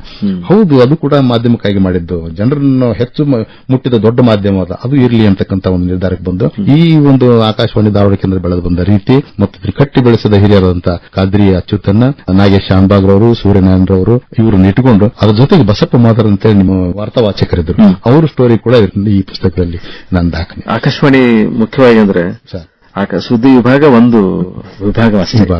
ಆಕಾಶವಾಣಿಯಲ್ಲಿ ಕಾರ್ಯಕ್ರಮ ಮಾಡೋದು, ಸಂದರ್ಶನಗಳು, ಆಮೇಲೆ ಅಂದ್ರೆ ಸ್ಪೆಷಲ್ ಆಡಿಯನ್ಸ್ ಪ್ರೋಗ್ರಾಮ್ ಅಂತ ಯುವಜನರಿಗಾಗಿ, ಮಹಿಳೆಯರಿಗಾಗಿ, ಮಕ್ಕಳಿಗಾಗಿ, ಮತ್ತು ಮುಖ್ಯವಾಗಿ ಸಂದರ್ಶನ ಭಾಗ ಅಂದ್ರೆ ಒಬ್ಬ ಹಿರಿಯರನ್ನು ಕರೆದು ಅವರ ಅನುಭವಗಳನ್ನ ಸೆರೆಹಿಡಿಯುವಂತ ಸಂದರ್ಶನಗಳು. ಅಂದ್ರೆ ವಿಶೇಷವಾಗಿ ನಾಟಕ ಇರಬಹುದು, ಸಂಗೀತ ಕಾರ್ಯಕ್ರಮ ಇರಬಹುದು, ಜನಪದ ಸಂಗೀತ ಕಾರ್ಯಕ್ರಮ ಇರಬಹುದು. ವೈವಿಧ್ಯತೆಯನ್ನು ಆಕಾಶವಾಣಿ ಹೊಂದಿದೆ. ಬಹಳಷ್ಟು ಜನಕ್ಕೆ ಇದ್ರ ಬಗ್ಗೆ ಇದಿಲ್ಲ. ಅದೇ ಸುದ್ದಿ ಎನ್ನುವುದನ್ನ ನೀವು ಪ್ರದೇಶ ಸಮಾಚಾರ ಒಂದಿಷ್ಟು ನ್ಯೂಸ್ ಬಿಟ್ರೆ ಉಳಿದದ್ದು ಈ ಜನಪದ ಕಲೆಗಳನ್ನು ವಿಸ್ತರಿಸತಕ್ಕಂತ ಧ್ವನಿಯಾಗಿ ಇದು ಉತ್ತರ ಕರ್ನಾಟಕದ ಸಾಂಸ್ಕೃತಿಕ ರಾಯಭಾರಿಯಾಗಿ ನಮ್ಮ ಧಾರವಾಡ ಆಕಾಶವಾಣಿ ಜನಜನತೆಗೆ 75 ವರ್ಷ ಕಳಿತು. ನೀವು ಅದನ್ನ ದಾಖಲಿಸಿದ್ದೀರಿ, ನಮ್ಗೆ ಬಹಳ ಸಂತೋಷ. ಆಕಾಶವಾಣಿದ್ದವರು ಕೂಡ ಅವರು ನೌಕರರಲ್ಲ, ಅವರು ಕೂಡ ಪತ್ರಕರ್ತರೆ, ಅವರು ಕೂಡ ನಮ್ಮಂತೆ ಕಷ್ಟಪಡ್ತಾರೆ. ನಾವು ಜೊತೆಗೆ ಪ್ರೆಸ್ ಮೀಟ್ ಹೋಗ್ತಿದ್ವಿ ಕೆಲವು ಸ್ಥಳದಲ್ಲಿ. ಮುಖ್ಯಮಂತ್ರಿಗಳು ಬಂದ್ರು ಅಥವಾ ಪ್ರಧಾನಮಂತ್ರಿಗಳು ಬಂದ್ರು ಅಥವಾ ಉಪರಾಷ್ಟ್ರಪತಿ ರಾಷ್ಟ್ರಪತಿ ಬಂದಾಗ ಆಕಾಶವಾಣಿಯ ಪತ್ರಕರ್ತರ ಜೊತೆ ನಾವು ಕೆಲಸ ಮಾಡಕ್ಕಂತ ಸಂದರ್ಭ ಬರ್ತಿತ್ತು. ನಾಡು, ನೆಲ, ಜನ, ಧ್ವನಿ, ನೋವು ಇವುಗಳು ಹೆಚ್ಚ ಅವನು ತನ್ನ ಮನೆಗೆ ನೀರು ಬಂದಿದ್ದರ ಬಗ್ಗೆ ತಲೆ ಕೆಡಿಸ್ಕೊಳ್ಳೋದಿಲ್ಲ. ಇಡೀ ಮಹಾನಗರದಲ್ಲಿ ಕುಡಿ ನೀರು ಸರಬರಾಜು ಆಗೈತಿಲ್ಲ ಅನ್ನೋ ಬಗ್ಗೆ ತಲೆ ಕೆಡಿಸ್ಕೊಂತಿಲ್ಲ. ತನ್ನ ಮನೆ ಮುಂದೆ ಗಟರ್ ಸ್ವಚ್ಛಾಗಿದ್ದಿಲ್ಲ ಅನ್ನೋ ಬಗ್ಗೆ ತಲೆ ಕೆಡಿಸ್ಕೊಳ್ಳೋದಿಲ್ಲ. ಎಲ್ಲೆಲ್ಲಿ ದೊಡ್ಡ ಗಟಾರ್ಗಳು ಕಟ್ಟಿ ಸೊಳ್ಳೆಗಳು ಉತ್ಪಾದನೆ ಆಗತ್ತೋ ಅನ್ನೋ ಬಗ್ಗೆ ತಲೆ ಕೆಡಿಸ್ಕೊಂತಾನೆ. ತನ್ನ ಮಕ್ಕಳ ಶಿಕ್ಷಣ ಬಗ್ಗೆ ಅವ್ರು ತಲೆ ಕೆಡಿಸ್ಕೊಳ್ಳೋದಿಲ್ಲ. ಶಾಲಾ ಶಿಕ್ಷಣ ಅಭಿವೃದ್ಧಿ ಹೇಗೆ ಆಗ್ತದೆ ಅಂತ ಬರಲಿ. ಖಂಡಿತ ನೋಡ್ರಿ, ನೀವು ಜೀವನವರ ಉದಾಹರಣೆ ಕೊಟ್ಟಿರಲ್ಲ. ತಾನು ಗುಡಿಸಲಿದ್ದಾರೆ, ತಮ್ಮ ಬದುಕು ಬಿಟ್ಟಾರೆ. ಆದ್ರೆ ಈ ಸಮಾಜದ ಬಗ್ಗೆ ಇಡೀ ಒಂದು ಚಿಂತನೆಯನ್ನ ಹೇಗೆ ನಮ್ಮ ಸಮಾಜ ಸುಧಾರಣೆ ಆಗ್ಬೇಕು ಮತ್ತು ಬೆಳವಣಿಗೆ ಆಗ್ಬೇಕು ಮತ್ತೆ ಎಲ್ಲರಿಗೂ ಕೂಡ ಒಂದು ಒಳ್ಳೆ ಮಾಹಿತಿ ಸಿಗಬೇಕು, ಅವ್ರ ಬದುಕು ಬದಲಾಗಿ ನೋಡಿ ಪ್ರಪಂಚವನ್ನು ನೋಡಿ ನಾವು ನಮ್ಮ ಬದುಕು ಬದಲಿ ಮಾಡ್ಕೊಂಡ್ವಿ. ಆ ಪ್ರಪಂಚ ಬರದವ್ರ ಪರಿಸ್ಥಿತಿ ಹೇಗಿದೆ ಅನ್ನೋದು ನಮ್ಗೆ ಗೊತ್ತಿಲ್ಲ ಆಗಿತ್ತು. ಅವನ ಪ್ರಪಂಚನೇ ಇಷ್ಟೊಂದು ಕರಾಳವಾದಂತ ಪ್ರಪಂಚ. ಅವನು ಲಾಸ್ಟಿಗೆ ಅಂದ್ರೆ ಈ ಪತ್ರಕರ್ತರು ಪೂರ್ಣ ಬದುಕನ್ನು ಅರ್ಪಿಸಿಕೊಂಡಾಗ ಅವ್ರ ಕುಟುಂಬದವರಿಗೆ ಇವರು ಹೊರಗಿನವಾಗಿ ಕಾಣ್ಬಿಡ್ತಾರೆ. ಅಂದ್ರೆ ಮುಂಜಾನೆ ಬೆಳಿಗ್ಗೆ ಮಕ್ಕಳ ಶಾಲೆಗೆ ಹೋದಾಗ ಇವ್ ಎದ್ದಿರ್ತಾನೆ, ಲೇಟ್ ಆಗಿ ಹೋಗ್ತಾರೆ, ಮತ್ತು ರಾತ್ರಿ ಬರೋದು 11 ಗಂಟೆ ಬರ್ತಾರೆ, ಅಷ್ಟೊತ್ತಿ ಮಲ್ಕೊಂಡಿರ್ತಾರೆ, ತಂದೆ ಮುಖಾನ ನೋಡಿರೋದಿಲ್ಲ. ಹೀಗಾಗಿ ನಾನು ಇದನ್ನ ಬರೀಕಿನ ಪೂರ್ವದಲ್ಲಿ ಅವರೆಲ್ಲ ನೋವು ಕಂಡಿದ್ನಲ್ಲ, ಒಂದು 15 ಜನ ಪತ್ರಕರ್ತರನ್ನ ಆಯ್ಕೆ ಮಾಡಿಕೊಂಡು ಅವ್ರ ಕುಟುಂಬಗಳಿಗೆ ಹೋಗಿ ಭೇಟಿ ನೀಡಿದೆ. ಕುಟುಂಬಗಳಲ್ಲಿ ಒಳ್ಳೆ ಒಂದು ಅಭಿಪ್ರಾಯ ಅವ್ರ ಬಗ್ಗೆ ಬರಲಿಲ್ಲ. ಇದ್ದಿಟ್ರಿ ಏನೋ ಬರೀತಿದ್ರು, ಅವ್ರ ಪಾಪ ಅಕ್ಷರಸ್ಥರಲ್ಲವಲ್ಲ, ಏನೋ ಇಲ್ಲಿ ಮುಖ್ಯಮಂತ್ರಿ ನೇರವಾಗಿ ಪರಿಚಯ ಗುರುತು ಹಿಡಿತಕ್ಕಂಥ ಪತ್ರಕರ್ತ ಆಗಿದ್ರು ಕೂಡ ಮನೆಯಲ್ಲಿ ಅಪರಿಚಿತನೇ. ಹೆಂಡತಿಯಿಂದ ಒಳ್ಳೆ ಅಭಿಪ್ರಾಯ ಅವ್ರಿಗಿಲ್ಲ, ಮಕ್ಕಳಿಂದ ಒಳ್ಳೆ ಅಭಿಪ್ರಾಯ ಇಲ್ಲ. ಸಂಬಂಧಿಕರು ಹೇಗೆ ಅಂತಂದ್ರೆ ಇವನಿಂದ ಸಹಾಯ ಆಗಿತ್ತಂದ್ರೆ ಮಾತ್ರ ಗೌರವ ಕೊಡ್ತಾರೆ, ಹೊರತಾಗಿ ಇಲ್ಲಂದ್ರೆ ಕೊಡಲ್ಲ. ಖಂಡಿತ ಖಂಡಿತ ಇಂಥ ಸ್ಥಿತಿಯಲ್ಲಿ ಅವ ಇದ್ದ. ಇತ್ತೀಚೆಗೆ ಈ ಮಾಧ್ಯಮದಲ್ಲಿ ಬದಲಾವಣೆಗಳಾಗಿದ್ದವು. ಅವನಿಗೆ ಸಂಬಳ ಸಾರಿಗೆಗಳು ಹೆಚ್ಚಾಗಿದ್ದವು, ಸೌಲಭ್ಯಗಳು ಹೆಚ್ಚಾಗಿದ್ದವು. ಆನಂತರ ತಂತ್ರಜ್ಞಾನ ಬಂದ್ರಿಂದ ಆಫೀಸ್ಗೆ ಹೋಗಿ ಕುಂತು ಕೆಲಸ ಮಾಡಬೇಕಂತ ಅವಶ್ಯಕತೆ ಇಲ್ಲ ಅವನಿಗೆ. ಮೊದಲೆಲ್ಲ ಕಂಪ್ಯೂಟರ್ ಮಾಡ್ತಿದ್ದ, ಆನಂತರ ಲ್ಯಾಪ್ಟಾಪ್ ಬಂತು, ಟ್ಯಾಬ್ ಬಂತು. ಈ ಹೊರತಾಗಿ ಮೊಬೈಲ್ನಲ್ಲಿ ಎಲ್ಲವನ್ನು ಮಾಡಿಬಿಡ್ತಾನೆ. ಹೀಗಾಗಿ ಅವನಿಗೆ ಒಂದು ಆಪ್ಷನ್ ಸಿಕ್ಕಿದೆ, ನಾನು ಒಂದು ತಾಸು ಮನೆಯಲ್ಲಿ ಇರಬಲ್ಲೆ ಅಥವಾ ಮಕ್ಕಳ ಜೊತೆ ಬೆರೀಬಲ್ಲೆ, ಆಫೀಸ್ಗೆ ಹೋಗಬೇಕಾದ ತಕ್ಷಣ ತುರ್ತಿಲ್ಲ. ಈಗ ಅವನ ಕುಟುಂಬದ ಸದಸ್ಯತೆ ಬೆರೀತಕ್ಕಂತ ಒಂದು ಅವಕಾಶ. ಬಟ್ ಈ ಯಾಕೆ ನಾನು ಇದಕ್ಕೆ 100 ಜನ ಸುದ್ದಿ ಯೋಧರು ಅಂತ ನಾನು ಅದಕ್ಕೊಂದು ಸಬ್ ಟೈಟಲ್ ಯಾಕೆ ಕೊಟ್ಟಿದ್ದೆ ಅಂದ್ರೆ, ನಮ್ಮ ಗಡಿ ಕಾಯ್ತಕ್ಕಂಥ ಯೋಧರು ಎಷ್ಟು ನಿಷ್ಠೆ, ಪ್ರಾಮಾಣಿಕತೆ, ಪ್ರಾಣವನ್ನ ಪಣಕ್ಕಿಟ್ಟು ಅವರು ಕೆಲಸ ಮಾಡ್ತಾರೋ, ಅಲ್ಲಿ ಗಡಿಯಲ್ಲಿದ್ದಂತ ಯೋಧನು ಕೂಡ ತನ್ನ ಹೆಂಡ್ರು ಮಕ್ಕಳ ಬಗ್ಗೆ ಆಲೋಚನೆ ಮಾಡೋದಿಲ್ಲ. ಬೆಳಗ್ಗೆ ಹಾಲು ಬಂತಿಲ್ಲೋ, ಮಕ್ಕಳು ಸ್ಕೂಲ್ಗೆ ಹೋದ್ರಿಲ್ಲೋ, ಕಾಯಿಪಲ್ಯ ಬಂತಿಲ್ಲೋ, ಅವನ ದವಾಖಾನೆ ಕರ್ಕೊಂಡು ಹೋಗಲಿ, ಯಾವನು ಆಲೋಚನೆ ಮಾಡ, ಅವನು ಗಡಿಯಲ್ಲಿರ್ತಾನೆ. ನನ್ನ ಎದುರಿಗೆ ಯಾವನು ಬರ್ತಾನೋ ಅಂತ ಸದಾ ತನ್ನ ರೈಫಲ್ ನ ಅಲರ್ಟ್ನಾಗ ಇಟ್ಕೊಂಡಿರ್ತಾನೆ. ಪತ್ರಕರ್ತನು ಕೂಡ ಅದೇ ರೀತಿಯಾಗಿರ್ತಾನೆ. ಅವರು ಸುದ್ದಿ ಯೋಧರೇ. ಎಷ್ಟೋ ಜನ ನಾವು ಪ್ರಾಣವನ್ನು ಪಣಕ್ಕಿಟ್ಟು ಕೆಲಸ ಮಾಡಬೇಕಂತ ಸಂದರ್ಭಗಳು ಸಾಕಷ್ಟು ಬರ್ತಾವೆ. ನಾನು ಕೂಡ ಸಾಕಷ್ಟು ಅದನ್ನು ಅನುಭವಿಸಿದ್ದೇನೆ. ಹಾಗಾಗಿ ಇಲ್ಲಿವರೆಗೆ ಈ 100 ಜನ ಇದ್ದಾರಲ್ಲ, ಸಾರಿಗೆ ಸೌಲಭ್ಯ ಇತ್ಯಾದಿ ಇಲ್ಲದೇನೆ ತಮ್ಮ ಬದುಕನ್ನ ದೀಪದಂತೆ ಬೆಳಗಿದ್ರು, ತಾವು ಕರ್ಪೂರದಂತೆ ಸುಟ್ಕೊಂಡ್ರು, ದೀಪವಾಗಿ ಬೆಳಗಿದ್ರು. ಅಂತವರು ಕೂಡ ಸುದ್ದಿ ಯೋಧರಾಗೇ ಇದ್ರು ಅಂತಕ್ಕಂಥ ಸಬ್ ಟೈಟಲ್ ನ ನೋಡ್ರಿ. ಮಲ್ಲಿಕಾರ್ಜುನ ಸಿದ್ದಣ್ಣವರವರೇ, ನಿಮ್ಮ ಪತ್ರಿಕಾ ಒಂದು ಅನುಭವದ ಸಿರುವಂತಿಕೆಯ ಹಿನ್ನೆಲೆಯೊಳಗ ಇದು ಒಂದು ಅನರ್ಘ್ಯ ರತ್ನ. ಉತ್ತರದ ಸಾಲು ದೀಪಗಳು ಅತ್ಯುತ್ತಮವಾಗಿ ಬರೆದಿರಿ, ಮತ್ತೆ ಸಾಕಷ್ಟು ಹಿರಿಯ ಪತ್ರಕರ್ತರ ಒಂದು ಪರಿಚಯವನ್ನು ಇಲ್ಲಿ ಮಾಡಿಕೊಟ್ಟಿದ್ದಾರೆ. ಮತ್ತೆ ಇದು ಬಹಳಷ್ಟು ಜನ ನಮ್ಮ ಹಿರಿಯರು ಕೊಟ್ಟಂತ ಕಾಮೆಂಟ್ ಏನಂದ್ರೆ, ಈವರೆಗೆ ಇಡೀ ದೇಶದಲ್ಲಿ ಯಾವುದೇ ಭಾಷೆಯಲ್ಲಿ ಕೂಡ ಇಂಥದ್ದೊಂದು ಕಲೆಕ್ಟಿವ್ ಬುಕ್ ಅನ್ನ ಮಾಡಿಲ್ಲ ಯಾರು. ಅಲ್ಲೆಲ್ಲಿ ರಾಜ್ಯ ಸರ್ಕಾರ ಸ್ವಲ್ಪ ಸಣ್ಣ ಪುಟ್ಟ ಅವರ ಅಕಾಡೆಮಿಗಳಿಂದ, ವಾರ್ತಾ ಇಲಾಖೆಯಿಂದ ಒಂದಿಷ್ಟು ಮಂದಿ ಪತ್ರಕರ್ತರ ದಾಖಲೀಕರಣ ಮಾಡಿರಬಹುದು ಹೊರತಾಗಿ, ಹೀಗೆ ಒಂದು ಪ್ರದೇಶದ 2 ತಲೆಮಾರಿನ 100 ಜನರ ದಾಖಲೀಕರಣ ಏಕಕಾಲಕ್ಕಾದ್ದು ಇದೇ ಮೊದಲು, ಇಡೀ ಭಾರತದಲ್ಲೇ ಮೊದಲು ಅಂತಕ್ಕಂಥ ಹೆಗ್ಗಳಿಕಿದೆ. ಇಂಥದೊಂದು ಕಾರ್ಯವನ್ನ ಎಲ್ಲರ ಜೊತೆ ಸೇರಿ ನನ್ನ ಆ ಕಾರ್ಯವನ್ನು ಮಾಡಿಸಿದ ಹಿರಿಯರ ಆಶೀರ್ವಾದವನ್ನು ನೆನಪಿಸ್ತಾ ಈ ಕಾರ್ಯವನ್ನು ಮಾಡಿದ್ದಕ್ಕೆ ನನಗೆ ತುಂಬಾ ಸಂತೃಪ್ತಿ ಇದೆ. ನಿಮಗೆ ಅಭಿನಂದನೆಗಳು. ಮಲ್ಲಿಕಾರ್ಜುನ ಸಿದ್ದಣ್ಣವರವರು, ತಾವು ಹಿರಿಯ ಪತ್ರಕರ್ತರು, ತಮ್ಮ ಸಾಕಷ್ಟು ಒಂದು ಶ್ರೀಮಂತ ಅನುಭವದ ಹಿನ್ನೆಲೆಯೊಳಗ ಈಗ ಹೊಸದಾಗಿ, ಯಾಕಂದ್ರೆ ಮನ್ವಂತರಾಗಿದೆ, ಆ ಮುಂದಿನ ಪೀಳಿಗೆಯವರು, ನೀವು 2 ಪೀಳಿಗೆಯವರು ನೋಡಿದ್ದೀರಿ. ಆದರೆ ಅಲ್ಲಿ ಗಂಭೀರವಾಗಿ ಪತ್ರಿಕೋದ್ಯಮನ ತೆಗೆದುಕೊಳ್ಳುವಂತಹ ಜನ ಬಹಳ ಕಡಿಮೆ, ಮತ್ತೆ ಅದರಲ್ಲಿ ಏನು ಲಾಭ ಇದೆ ಅಂತ ಬರೋರು ಬಹಳ ಜನ ಇದ್ದಾರೆ. ಹೇಗೆ ಒಬ್ಬ ಉತ್ತಮ ಪತ್ರಕರ್ತನಾಗಬೇಕು, ಮತ್ತೆ ಹೇಗೆ ತನ್ನ ಒಂದು ಆತ್ಮ ಸಂತೃಪ್ತಿಗೋಸ್ಕರ ಕೆಲಸ ಮಾಡಬೇಕು ಅಂತಂದ್ರೆ, ಆನಂದವಾಗಿರ್ಬೇಕು ಅಂದ್ರೆ ನಮ್ಮ ಪತ್ರಿಕೋದ್ಯಮದೊಳಗ ಹೇಗೆ ತೊಡಗಿಸ್ಕೊಳ್ಬೇಕು ಅಂತ ಹೇಳಿ ಈ ನವ ಪೀಳಿಗೆಯವರಿಗೆ ತಾವು ಮಾರ್ಗದರ್ಶನ ಮಾಡ್ತೀರಿ? ನಿಜಕ್ಕೂ ಅಂತಂದ್ರೆ ಬಹಳ ಮಂದಿ ಈ ಪತ್ರಿಕೋದ್ಯಮಕ್ಕೆ ಬರಕ್ಕೆ ಹೆದರ್ತಾರೆ. ಕಾರಣ ಅಂದ್ರೆ ಇದೊಂದು ಅನ್ಸರ್ಟನಿಟಿ ಅಂತ.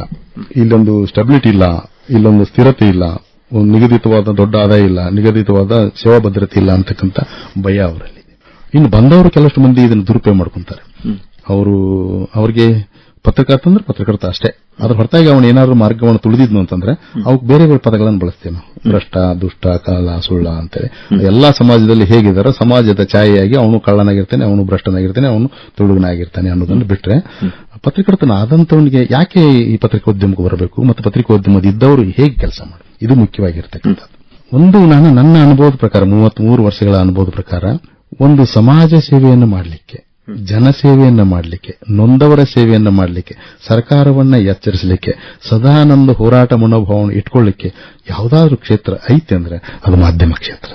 ಅದು ಟಿವಿ ಪತ್ರಕರ್ತರಾಗಿರ್ಬೋದು, ಮುದ್ರಣ ಮಾಧ್ಯಮದವನಾಗಿರ್ಬೋದು, ಅಥವಾ ಅವನು ಆಕಾಶವಾಣಿಯವನಾಗಿರ್ಬೋದು, ಅಥವಾ ಅವನು ಫೋಟೋಗ್ರಾಫರ್ ಆಗಿರ್ಬೋದು, ಅಥವಾ ಅವನು ಯೂಟ್ಯೂಬ್ ಚಾನೆಲರ್ ಆಗಿರ್ಬೋದು.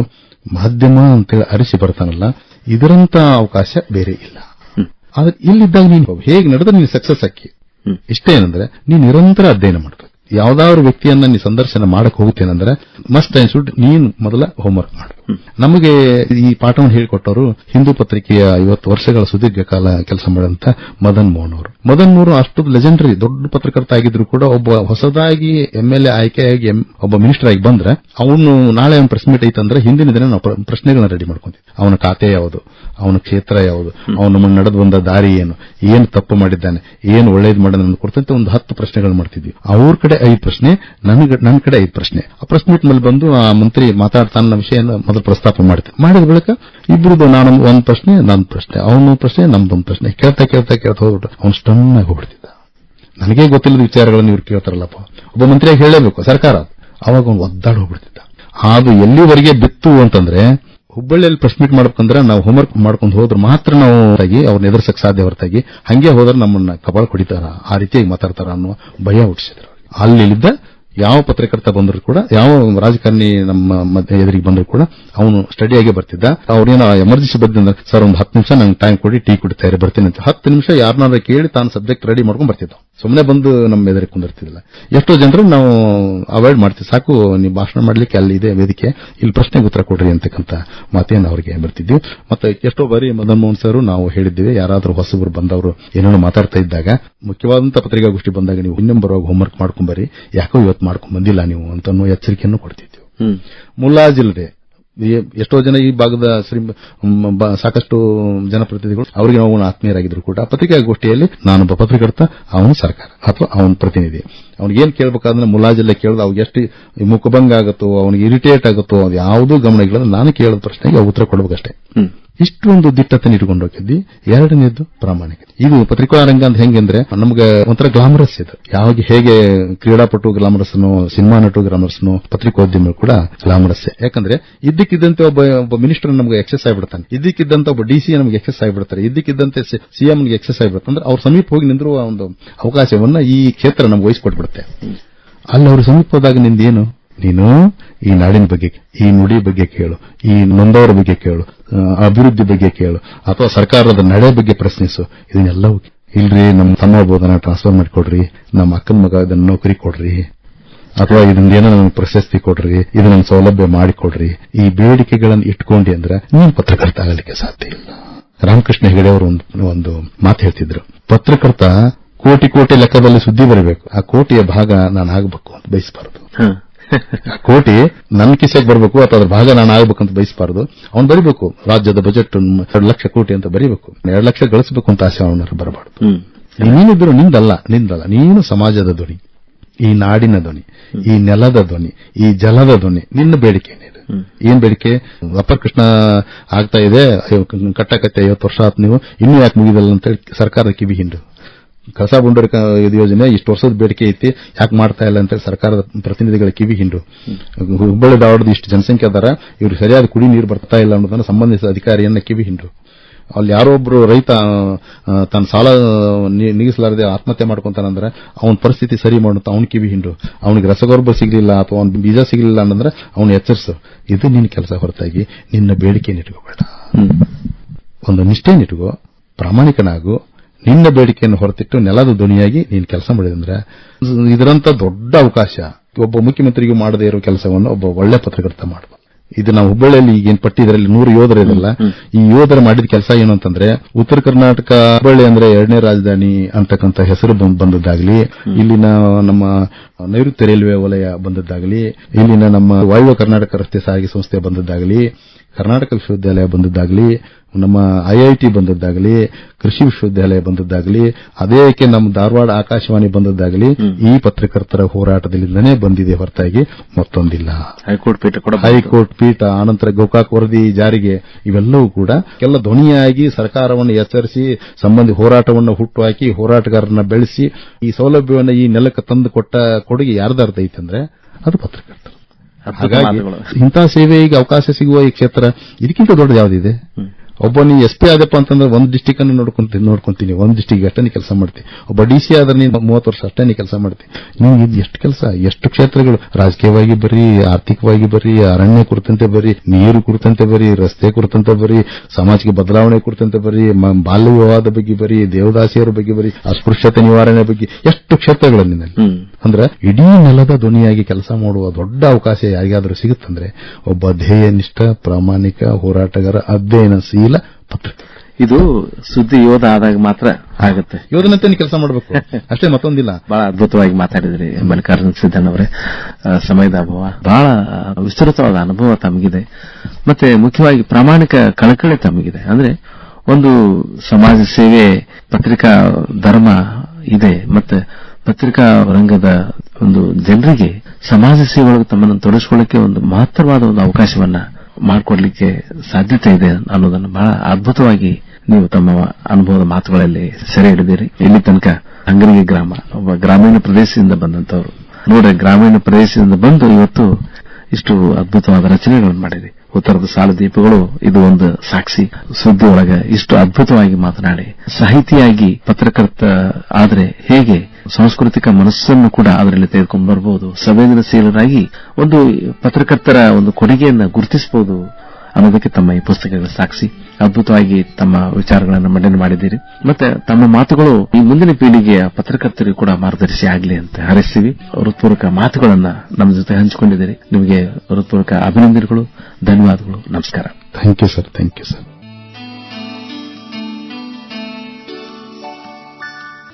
ಇದುವರೆಗೆ ಕನ್ನಡಪ್ರಭ ದಿನಪತ್ರಿಕೆಯ ಹುಬ್ಬಳ್ಳಿ ಆವೃತ್ತಿಯ ಮುಖ್ಯಸ್ಥ ಹಿರಿಯ ಪತ್ರಕರ್ತ ಮಲ್ಲಿಕಾರ್ಜುನ್ ಸಿದ್ದಣ್ಣವರ್ ಅವರೊಂದಿಗೆ ಮಾತುಕತೆ ಕೇಳಿದಿರಿ. ಮಾತುಕತೆ ನಡೆಸಿಕೊಟ್ಟವರು ಶರಣಬಸವ ಚೋಳಿನ್. ಸಂಕಲನ ತ್ರಿವೇಣಿ ಬೆಟಗೇರಿ. ಮುಖ್ಯಸ್ಥ